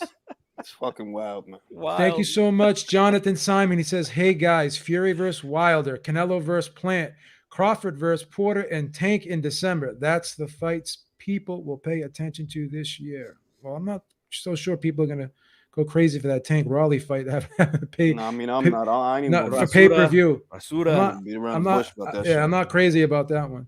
Nah. Wow. Not crazy about that one. at Fucking all. sucks, man. Like, look, man, Tank makes me mad because I fucking believed in him in 2017. I believed in him, So man. did I. So He did A lot I. of potential. beat A lot of Pedraza. potential. I believed in that fucking. I didn't think he I was was gonna. at the fight. I was there at the Hey, Barclays when Ring. he knocked out Pedraza. Ring, I'm gonna tell you like this, man. Tank was the guy when he was fighting on Mayweather's undercards that I would make everybody. I would be at a fight party, everybody be gathered around the snack table talking or whatever. I'm like, hey man, you guys need to watch this guy. Like he's very talented. He might be the next big thing. And then he starts doing this type of stuff, man. Been disappointing, man. Very Him disappointing. and Keith Thurman have really look in 2016. Keith was the shit. 2016, like Keith Thurman. Oh, Keith Thurman. I didn't think he was gonna fuck this shit up like this. I didn't think that. You know, that's why I go extra hard on the guys that let me down. Spence let me down too. He let me down. Let me down. So he was gonna be the future. But I always knew Crawford would beat him. I always knew that. Me too. Too bad. Too bad. Too To bad. be honest, Crawford let me down too. In terms of the level of his opposition. I just can't get at him, bro, because it's Savage. like, what could they have done? You know, like yeah, the Porter fight came around, but it's because Porter's exhausted all his options. You know, that's why he opened up his horizons, because you exhausted all your options. Before that, they offered Danny to fight. They offered Keith to fight. You know, it's like I can't look at that. They offered the situation. fight ring IQ, but they offered it for if you keep it real, I mean, they offered it for less money than guys were making to fight on the PBC against like sub quality opponents. Yeah. I mean, Sebastian Formella versus Sean Porter was paying Porter more than the first offer they got from Top Rank. I dig that, but the first offer they got from Top Rank, that was during the thick of the pandemic, right? That's true, but he fought Formella during the thick of the pandemic. Yeah. That's the problem. Let's he fought in the studio in Los Angeles. Let's jump ahead. Let's jump ahead because I don't know how long everyone has. Let's get the Fury Wilder 3 predictions in. Let's start with you, Divine. I think I know where you're going with it, but I want to hear your breakdown. I think it'd be interesting to hear it. Definitely. Yeah, I appreciate that. Yeah, and I got to head out, so perfect timing. Yeah, I just think that more or less what Kenny said earlier before he left. I think if the July 24th date would have happened, I think that, to be completely honest with you, Fury would be in a better position to win. I think that it'd be more of a confidence thing in his mind, you know, closer to when he got the victory in the second fight, obviously. Now that the fight has been pushed forward, I just feel like Wilder's had too much time. He's had too much time to prepare. He's had too much time to refine his skills. And the only thing that bothers me or worries me as a Wilder fan is, of course, Fury is always going to be a bad matchup for Wilder. I mean, it is what it is. Styles make fights. Mhm. Big, tall, long. Power is not necessarily that relevant because he can, Fury's so big, he just keeps throwing punches if you let him, right? And he's difficult to handle on the inside because he's got good defensive skills. So yeah, I mean, that part worries me for sure. Now the question is, are we going to believe that he's actually going to do what he's saying he's going to do, which is come forward again like he did the second fight? Or is he going to come out and box and then maybe change it up later? We don't know with Fury. We just don't know. He says one thing and people are like, oh, I don't know. And then he does it. And then sometimes he says he's going to do it and he doesn't do it at all. So I think for Wilder, I think that he's going to show – I don't think he's going to be a reinvented fighter. I don't really like that word because Wilder is who he is. He's just going to be a little bit better at what he used to do before, if that makes sense. I don't think he's going to come out and box on his toes and be slipping and ducking and sliding. And no, we're not going to see that. But what we will see is him hiding that right hand better. In the first fight, he was overzealous with that right hand, constantly just telegraphing it, trying to land that big shot. Because in his head, he's like, I only need to land it once. Fury's doing all this boxing. I only need to land it once. He finally did land it, but unfortunately for him, Fury got the thunderbolt of Zeus, and he got up, right? So in the second fight, I agree. Who mentioned it earlier? Was it you, Joe? You mentioned something about no, it was Kenny. Kenny mentioned it. He said that Wilder was too confident going in the second fight. He didn't expect Fury to come forward, and he was definitely surprised. Absolutely. So I agree with Kenny. I think the third fight, this is what they've been preparing for over 6 months, is Wilder coming forward. You can see it in the mitt work with Malik Scott. Malik Scott has a very well-balanced approach when it comes to mitt work, where he forces Wilder to bounce on his toes and be fluid. And using a range-finding jab, I don't know if you guys ever noticed, but Malik, the way he teaches a jab, he doesn't teach it the traditional way where you come from the chin, back out, and then back to the chin. He keeps it out in front, and he just pops it from the elbow. It's like a rangefinder. That's what they do. That's what they do with the Kronk's gym too. If you notice, Lennox Lewis, when he was with Emmanuel Stewart, that's what he started doing. He started leaving his elbow, his lead hand out farther, and not bringing it all the way back. That's kind of a Kronk thing too. Yeah. So I like that. When you're tall and long like Wilder, you don't necessarily have to break a guy's nose every time you throw a jab, but it's just putting it in his face and moving it up and down. Throw a little left hook in there, but it's all about masquerading that right hand. There's no need to pull the trigger just to see if I can land it. You should land it when you know and you're confident that you can land it. And I think that's the adjustments that Malik Scott has implemented into Wilder. And I think the body work that they've been working on is real. I think that he's going to try to attack the body, something that he's never done in both fights. Wilder never went to the body, except for an occasional jab to the body. But I think he's going to try to put a couple combinations on the body. And I know a lot of people say, well, Fury's so big, it doesn't matter. You can hit him in the body. It won't affect him. I don't agree. I think it doesn't matter how big you are. You hit that rib cage, he's going to feel it, especially a guy like Wilder who has power in both hands. Can I? And just real quickly, D-Style. So another thing that I've noticed in the mitt work with Malik Scott and the little bit of footage that we've seen, the leaked footage of him sparring as well, is instead of throwing the right hand down the pipe to the head, he's going to the body with the right hand, right, and then slipping out to his right, which it keeps it away from Fury's right hand as well, right? And that's key because Fury's a big man. You're pretty much guaranteed to land that. If you throw a big right hand, straight hand to the body, and it's all about being surgical and calm. The biggest question I have is he might look good for the first 2 or 3 rounds, maybe even hurt Fury, but can he sustain it? Because all Fury has to do is just walk forward, throw punches, walk forward. And Wilder's going to have to move. He's going to have to move his head. He's going to have to block shots. He's going to have to throw punches. Will he get worn down? That's the question, but I don't think so. I think that my prediction is he's going to hurt Fury with the body shot. Possibly he'll have to take a knee. I think he'll get up. But from that point on, I just think that Wilder will slowly just start chopping away and land a big shot and end it. And I think 8-9 stoppage is about right. I agree with Kenny. Wilder by KO. But before you go, I have a question, right? Now, all that sounds beautiful, right? It sounds beautiful. But my concern is this, right? Like even the greats, even Lennox Lewis, even Vladimir Klitschko, I'm talking about heavyweight. It took them a couple fights with the great Emmanuel Stewart to kind of develop into what Emmanuel Stewart envisioned and wanted them to do, right?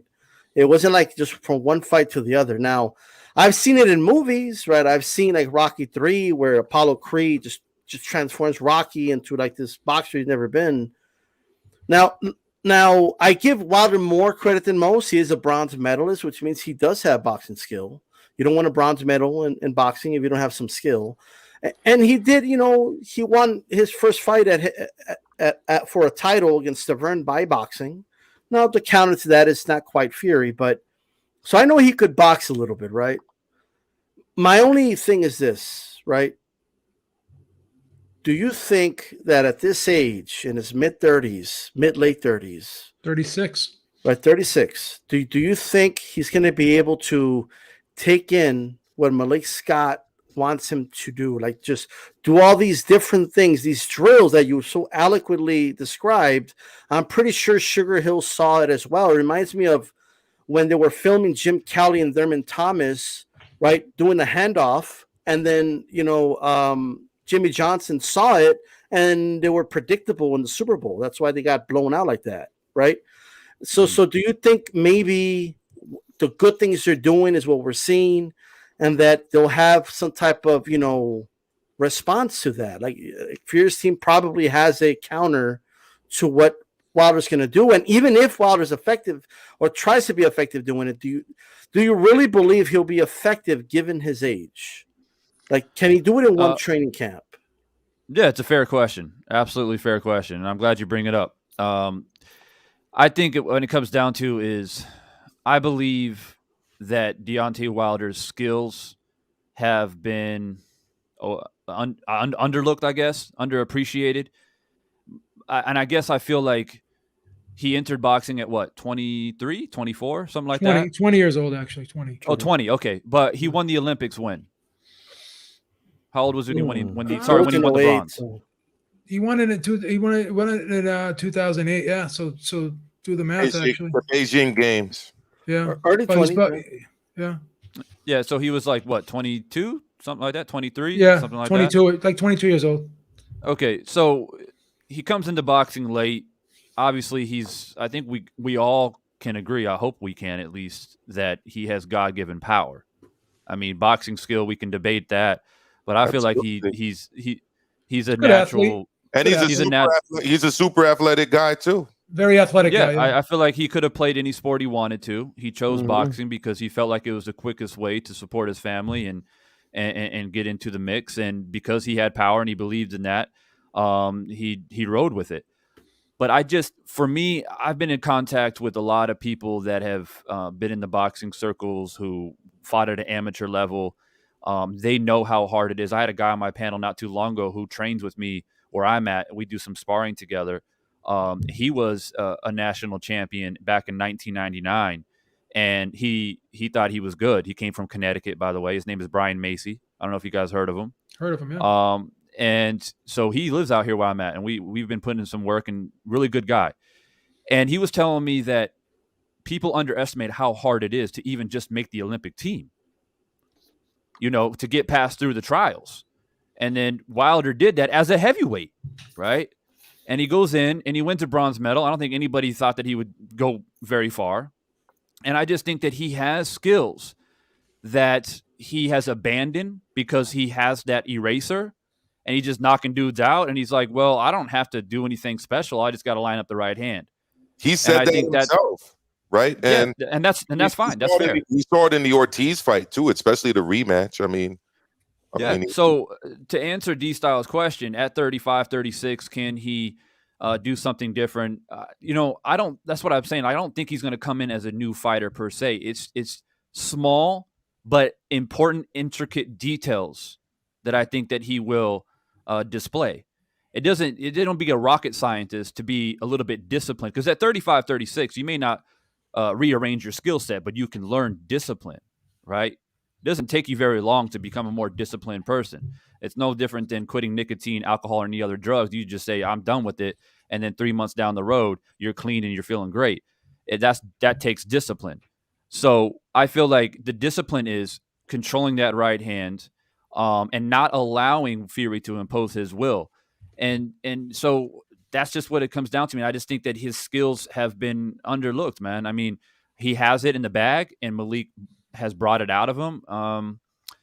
And I guess it just comes down to he's got to prove it, obviously, Saturday night. Obviously, he's going to prove me right or he's going to prove me wrong.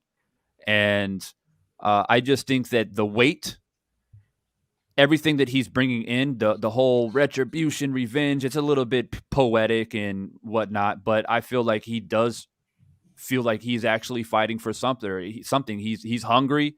He knows that if he loses, that potentially he may never be the same Deontay Wilder ever again. He may never have that same glamour and that same attraction ever again because after all the allegations and all the chaos, he goes in there trying to convince people that he's a new fighter and he gets stopped. Not a good look. So I think that is what the fire that burns within, and I think it's enough to win the fight. And he made a good point in the press conference, by the way, where he said to Fury, like, I got nothing to lose. I don't necessarily agree with that, but Fury does have a lot to lose as well, right? They both So do. they're trying to make the fight with Usyk for the undisputed. They're already talking about it. They're already like probably putting plans in the background as we're speaking right now for that fight, right? That's how confident that side is. But Wilder's correct. Fury has a lot more to lose. That's why he felt that he had nervous energy, and he felt that this is going to be a dangerous fight.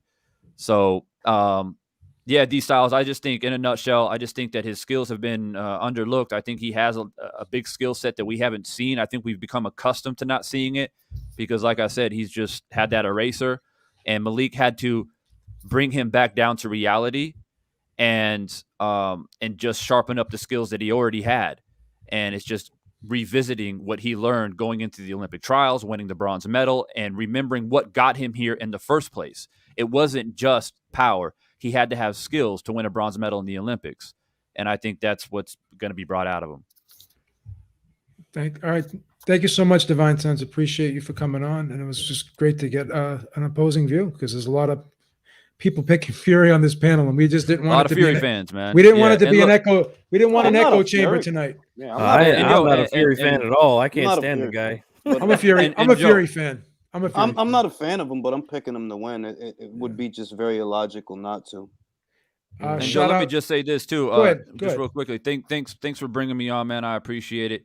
And I know that we have disagreements and whatnot, but at the end of the day, this is what it's all about. Barbershop, backyard barbecue. We talk about boxing. We're going to butt heads every once in a while. It's out of good faith, out of good energy. I'm a positive person. I don't spend time on my channels bashing people and doing all that. I try to talk boxing because it's a passion of mine. And so, I will say that I think you guys all know and agree. There's probably not very many people like myself that come from the other side that'll be willing to come over here and have a conversation with you guys. And Yeah. I'm willing to do that because I'm confident in what I talk about. And so I just want you guys to know that this wasn't me trying to come over here and prove a point. It was just me trying to have a boxing conversation with a different opinion. And so, yeah, no love lost to anybody. And that goes to you, Maestro. I know you see you stroking your beard. You want to drop that knowledge. But look, it's all love, man. And, I was telling G-Funk behind the scenes, like, I don't know if you remember, but I went on your channel not too long ago when you were talking about Pacquiao. You brought me on the panel. We had a great discussion about Pacquiao. There was no beef then. I didn't have beef then. I don't have beef now. So that's all I just want to say about that. All right, good to know, man. And thank you for joining us tonight on the Roundtable. Thank you, ringside reporter, aka Mr. Joe Habib, for facilitating and hosting a lively debate. Matter of fact, you know what I got to do, though? I got to take this hoodie, right? The Fidel Castro hoodie. Let me just shout out. For the rest of the show, Mario what I gotta Figueroa. do is I got to put my arms like this. You see that? Yeah. Arms like that. Man, we got little flappers over here now. Hey, but let me shout out Mario Figueroa real quick. He says the best boxing show on YouTube. Thank you so much. Yeah, that's big coming from Mr. Mario. Super Mario, as I call him. Figueroa. All right, brothers, I'm gonna roll out, man. Thank you. Guys. All right, man. Thanks for stopping by. All right, Divine. Good stuff, bro. What were you saying, D?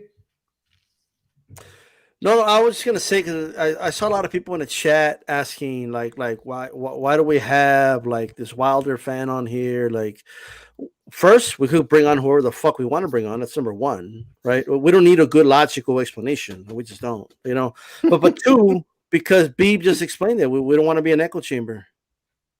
Yeah. Yep, that's what's killing. I want to be challenged. Yeah, I don't need someone to jerk me off. I can do that myself. That's the kind of shit that ruined this community, man. Is echo chambers. And I mean, Wilder can win the fucking fight, man. The type of stuff that ruined this community was motherfuckers capping for Deontay Wilder and his bullshit allegations against Mark Freeland and other people. That's what's ruining the community. Let me just say this. Can I say this? Look, even though I'm not picking Wilder to win the fight, right? I'm not. I ain't no bonehead. This is the heavyweight division, bro. You get hit one fucking time, just one good one, one clean one. It is fucking over, regardless of what was on the cards. I'm just gonna, and I don't fucking like Fury. Let's get that right out the way. No, I don't like Fury, but it's just him either. The technician usually wins the rematch or the rubber match in better fashion than they win the first fight. And who's the get better every time they fight? Yep, the technical guy. And what did Fury figure out about Wilder? If he can't put the weight on his lead foot, if he can't come forward, he can't let go of the right hand. If I force him back, he can't throw going backwards. 100%. You do not turn into a different fighter after one camp. And the real problem that I have with Wilder, I don't care about the Malik Scott stuff because you're going to get hit and revert to what you already know, which is fine. The main thing that bothers me about Wilder is you really haven't fought in 19 months. 19 months of dull reflexes. He had good timing with that right hand. What is your timing like when the last time you fought was in February of last year? Coming off a surgery, too. Thank you, B, because I think everybody forgot that right after the fight. Surgery. He had surgery to the arm. It's things like that look, I was not going to pick nobody really because honestly don't like either of them. So I don't care who wins. I don't act like I don't give a shit. But if we're going to be logical, the technician usually wins the second or the third fight in better fashion than the first because by now he figured it out. And that doesn't mean that Wilder can't get through with something hard. It's just that I remember in the second fight, he brought over a looping right. Yo, you hit him with it, dog. Really, if you was going to knock him out, it would have been in the first fight to keep him here's down. the problem. Here's the problem. When he throws it, I'm sorry to cut you off, Maestro. When he throws it, Fury rolls with it now. Yeah, he rolling with it. He be rolling with it. Like he sees it. He sees it coming. He sees it coming out. It's a couple things. And shout out to Ben Davidson because he's the one who pointed this out. And since then, I watched so much tape on Deontay Wilder that it's true. When he throws the right hand, right, he lowers it to this level to throw it straight. Anytime Fury sees him drop the hand, he knows he's about to load up. And what does he do? He takes a half step back because that's all he needs at 6'9", right? And he rolls with it, like Joe said. And that's why he took the sting off of the punches in the second fight. And here's one thing I never hear people say about Fury, and I don't know why. Because they mention it about Terrence Crawford and other people. He's ambidextrous. He's actually left-handed. He's a switch hitter. He's ambidextrous. Let's go around. Let's go around real quick with the predictions so we can get everyone's in. Yeah.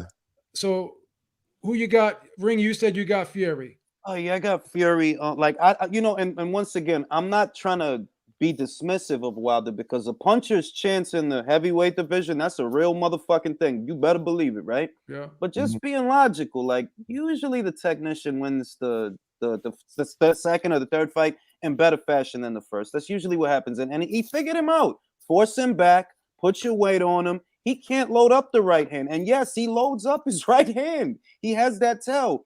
One thing that I just want to disagree on before I pass it to anybody is Wilder's bronze medal in the Olympics is not a toolbox that he has had to pull out of for 13 years.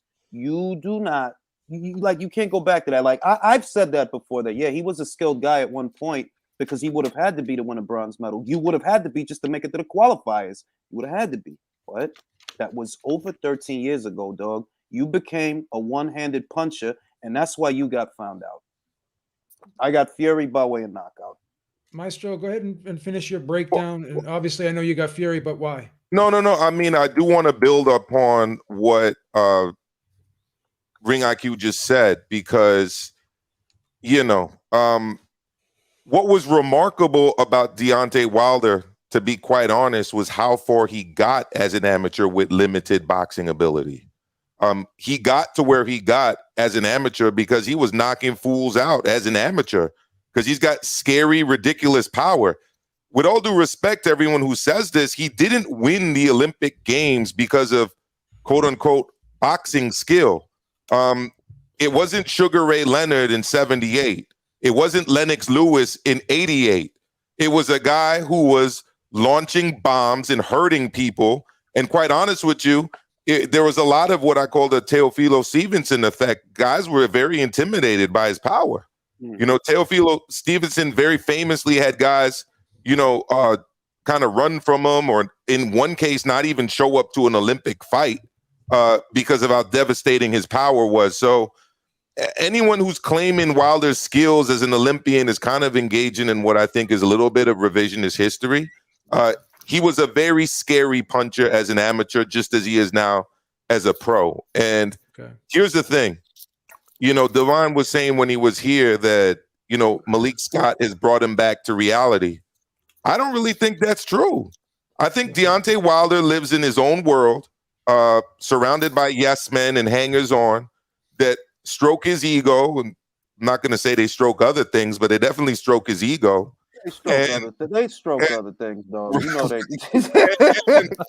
All right, Maestro, let's get the pick. I hate to cut you off because I want to get everyone in. You're right. So Fury has more tools in the toolbox. Fury's got 2 wins under his belt, and I don't see any reason why Fury should be intimidated. I saw everything I needed to know in all of the rounds that have already taken place. I'm not going to learn anything new in this new fight. Gotcha. Shout out to Boxing Days. He says, always keep it at 100. Thank you so much for the $5 super chat. D, who you rolling with and why, and how do you think it's going to end? I actually disagree with well, let me say 2 things really quick. I agree with Ring IQ saying that this is the heavyweight division and that a puncher's chance is a real thing at heavyweight, because that's not just like, that's true, like by the numbers, right? Like the knockout ratios are just higher at the heavyweight division than any other division, right? So I agree with that. However, now take that to the second degree. So every heavyweight has a puncher's chance, but a puncher has a very serious puncher's chance. I'm giving Wilder about a 30% chance or something like that to win this fight by knockout, right? That's what I'm giving him. I hear the arguments, and they're really good arguments. To put it as simple as possible, it's extremely difficult to hit Fury clean. Right? He has really good defense, really good footwork, great head movement, excellent reflexes. Now he has a way he likes to do it. He likes to have those 2 soft touches, and then he fights, you know, one of his main opponents. He doesn't have that now, so it's going to be interesting to see how he's going to perform early in this fight, especially, right? I'm going to go with Tyson Fury. In my opinion, is going to fight a hybrid style, how he fought the first fight and the second fight. Okay, he's going to start aggressive. He's going to many people's surprise, not going to take Wilder out of there. I think he will be confronted with more resistance this time than the first time. I think the first time he caught Wilder with a really good shot, hurt him, dropped him, and Wilder was not the same after that punch landed and dropped him. And even though he wasn't the same, after four rounds of a beatdown, he still couldn't take Wilder out of there. So I have, like, in terms of before they threw in the towel, and I agree it was inevitable, but you got to put it in perspective in the condition that Wilder was. I do believe this fight will go the distance. I think it'll be a unanimous decision for Tyson Fury. Like something like an 8-4 decision. I think there'll be a scary moment or two for Fury, right? But he will survive those moments. And hopefully we can all move on, unless it's a draw, and then we have a fourth fight, or maybe even a best out of 7. Mute his mic, Joe. Mute his we go. mic. No, D-Star, with all due respect, that wasn't the first time. The first time he got his ass outboxed over 12 rounds. Look, I think that is a simplistic way to put it. That is your opinion. That's what that is. The official result was a draw. Plenty of people have that fight close or a draw, right? So that's your opinion that it was one-sided. I agree I agree with you that Fury won. However, I never said that Wilder will win by decision or can win by decision. I don't think he can. He needs to stop him, right? That's his only shot to win. But I think Fury will win by decision. No, I wasn't disputing that. I was just saying that you were referring to the second fight as the first fight, and I was just reminding everyone that there was actually 12 other rounds that also took place. But I digress. Who do you got and why? Fair enough. Babe, you call me? Yes, Dave. Who you got? Yeah. Listen, Deontay Wilder may get dropped as fast as his viral sensation rapper Jenny 6ix9ine did by the Latino community. El Diablo. No, in all fairness, everything people who don't go check her out. Honestly, everyone's made a very valid point that in the heavyweight division, one punch can change everything, and we saw that in the very first fight. We saw Tyson Fury take a very serious knockdown, 2 of them, one very serious. But in the totality of everything, I think that Tyson Fury won 16 of 19 rounds. So the likelihood, when I tell my friends who gamble a lot, I got a lot of buddies that are addicted to sportsbook betting, but they don't watch boxing. I don't go by the chance. I go by the most likely outcome. So of course, I'm going to have Tyson Fury winning this by a very comfortable decision or a late stoppage. There's always a chance. Mike Tyson pointed out the best thing that Deontay Wilder can do is go all out in the early rounds. That's his best chance. That's what Mike Tyson said on his famous podcast. But in terms of historical perspective, I was telling my co-host Drew this week, the last time I saw somebody who was involved in a trilogy pick up a friend to be your trainer was Arturo Gatti, when he picked up Mickey Ward to fight what ended up being his very last fight, when he took on a very little known Alfonso Gomez from the TV show The Contender. Not only did that not pan out well, it ended up being his retirement fight. Now that's kind of what happens when you pick someone to be your homeboy, to be your trainer. It's already well rumored that Deontay Wilder does what he wants, doesn't listen to anybody. So all these little videos that we've been seeing online have not impressed me. They did promotional videos like that for that Arturo Gatti fight on HBO, and they said behind the scenes, Arturo Gatti did what the fuck he wanted to do. So it's very likely Deontay Wilder was just pulling a fast one on all this. I mean, he looks to be in tremendous shape, and he just has the only thing he's got is a puncher's chance. G, take us home, baby. Oh man, I'll say this. Look, these two guys when they fight, man, it's just been a pain in my ass as far as predictions go. I mean, I take a tremendous amount of pride in breaking down fights and picking the right one. I picked some really good fights, really good upsets in the last year, but this one here, man, I just can't seem to get it right. So, look, I'm going to take Fury by decision here, and I think it's going to be somewhere around 8-4, 9-3, something like that. I mean, I've only given Wilder 5 rounds out of 19 rounds that they fought total so far, and those were all in the first fight. I didn't give him any in the second fight, and I just think I agree with Ring IQ. He's figured him out. He figured out that he needs to be in a certain place to land that right hand. And if you take that place away from him, he's really limited. And it was very obvious in the 2 fights. Fury was by far the ring general. I mean, he was the guy in control of that ring, both fights, whether he was on the back foot, whether he was on the front foot, whether he was on the inside, he controlled the damn ring.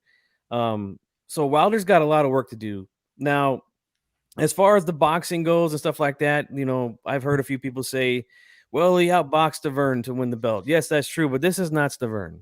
Okay, Stavern is like what, 6'1", something like that. We're talking about a guy who's almost 7 feet tall here. He's taller than Wilder. He's got a longer reach, and he's just better, just far better than Stavern. You know, so that game plan is just not going to work. I don't think. It would shock the hell out of me if he came out there and boxed the way they did against Stavern and won the fight this Saturday. But I just don't think that's going to happen. Yeah, Wilder's going to have to do. There's going to be. I think there's so much change he needs to win. I don't see all that happening. I just don't. You know, I feel like he's definitely going to put up a good fight though early on. I think if he's going to come in 30 to 40 pounds less than Fury again, that we're going to start to see that extra weight kick in. I mean, let me tell you guys something, man. Back when I was a teenager in high school, we played basketball. I was always the guy that had to guard the big dudes. And when I say big, I'm talking about guys who are like 6'6", okay? And I'm like 5'10", 5'11", you know? Like, these guys were much bigger than me. And I'm going to tell you this, man, but halfway through the game, I'm exhausted. Or these guys just putting their weight on me. Like, this is, and I'm not even talking about a fight. I'm not talking about the guys punching me. I'm just talking about them shifting me around with their body weight. Like, I'm exhausted. Like, that takes a lot out of you, especially if he's going to wrap you up, put you in the headlock, lean on your back, like the way Klitschko, Lennox used to do. Like, that shit zaps a lot out of you, man. So I think he's going to be full of life, full of energy early on. But once Fury starts to lean on him, put that weight on him, hit him with the free hand on the inside, I don't know what Wilder's going to do. He's done absolutely nothing in the first two fights to combat that. So, I mean, the odds are in favor of Fury. And I also agree with D-Style and Ring IQ. He's got a puncher's chance. I'm giving him a 20% puncher's chance in this fight. Fury's got his number. But look, again, I've been wrong twice already. So take it for what it's worth for me, man. But that's all I got to say. Yeah, this fight's a pain in the fucking ass. I just picked Fury to jinx him. That's the only reason I picked him. Yeah. I want to thank everybody for coming on tonight. This was a great spirited show. I enjoyed it. It was fun. Just want to get everyone's final thoughts and shout out your social medias. G, go ahead. Yeah, I mean, you can follow me on Twitter. I'm not on there as much anymore, but you can follow me at GFunky84 there. And also GFunky Boxing here on YouTube. That's where you'll find me most of the time. I'm always rolling with the HCP. And, you know, it is what it is, man. Fury, this weekend I got him. And let's see if I can finally get one right in this damn trilogy. Absolutely. Ring, thank you so much for joining us. Always a pleasure to have you on. Why don't you give us your final thoughts and shout out your channel and your social media networks? You can follow me on Twitter, IQ News, here on YouTube at Ring IQ Boxing Talk, Instagram, Ring IQ Boxing Memes, I think it is. And I just want this shit to be over, dog. Like, I just want the division to open back up and see different fights with different fighters. That's all I want. You know, so that Dillian White's supposed to be the fucking mandatory. Fantastic. I want to see either Wilder versus White or Fury versus White, whatever. Just bring it on. Y'all, always a pleasure. Thanks. Dave, go ahead. Hey, thanks a lot, B, for having me on. Yeah, I'm going to drop my YouTube channel on here and thank everybody who's been riding with the shoe shine. I thank you guys so much for having me on every opportunity. This Saturday, my co-host Drew and I have been invited by Twitch TV they got some kind of game show. And the irony is, I don't know who's watching these things. You really don't know who's watching this because they contacted us to be part of some kind of game show, pre-game watch party. And the last one had Ben Askren for MMA and had over 100,000 views. So please come and check us out on Twitch TV, right under Twitch TV, the Shoe Shine Boxing. It'll be simulcast there. And definitely, my last thing I want to say is... Beat LA, all right. That's right, baby. Thanks, guys. Tell him, Dave. Tell him. Maestro ¿Qué pasa? You know, it's been a good show, Joe. Joe's always usually a very spirited guy. This was a very subdued version of Joe Habib, but that's okay. You know, I appreciate the plug. I appreciate the convo. I appreciate everything that all of you do. G-Funky, D-Style Boxing, Mr. Joe Habib, and Mr. 408 himself. Thank you. I'm going to be going live at 10, which is pretty much right now for Roundtable Overtime. I'm going to push the link in the chat right now if anyone wants to call in. We will be taking phone calls live, and I will drop the link for short contributions.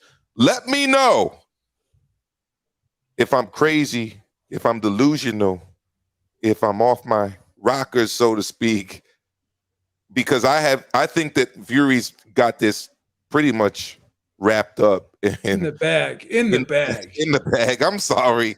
I'm struggling to see scenarios where Deontay Wilder can win this fight unless it's some freak KO or bad judging or refereeing. That's my view on it. But I've been wrong before.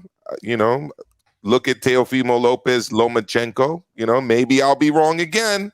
I'm hesitant about dropping the 100% on this one, but book it. It's 100%. Oh, Fury. shit. I just did it. I couldn't help myself. All right. But Joe Beep, thank you so much. I'm going to get Roundtable Overtime started. Get it started, buddy. Get As it started. always. G, final thoughts. Shout out to social media networks. I think he's talking to you, D-Style. I already went. I said G. Oh, you already went D. Oh, D. I'm sorry. yeah, I went. Got sidetracked. I'm sorry. Well, first of all, next week we will have the round table, right? 50, numero 50, Roman numeral L. All right, so it's going to be a great show. I already got some guests lined up. It's going to be interesting. Next week's going to be an entirely different week, obviously.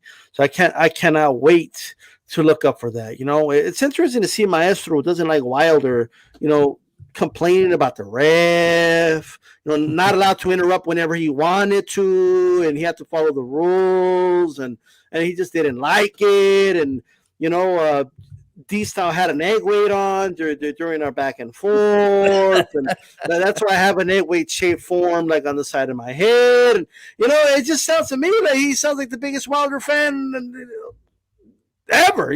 But I just wanted to go ahead and say that. Great show. I think that's Wilder himself, right? but I will say this, and I'll finish it so you can get to that super chat and end it.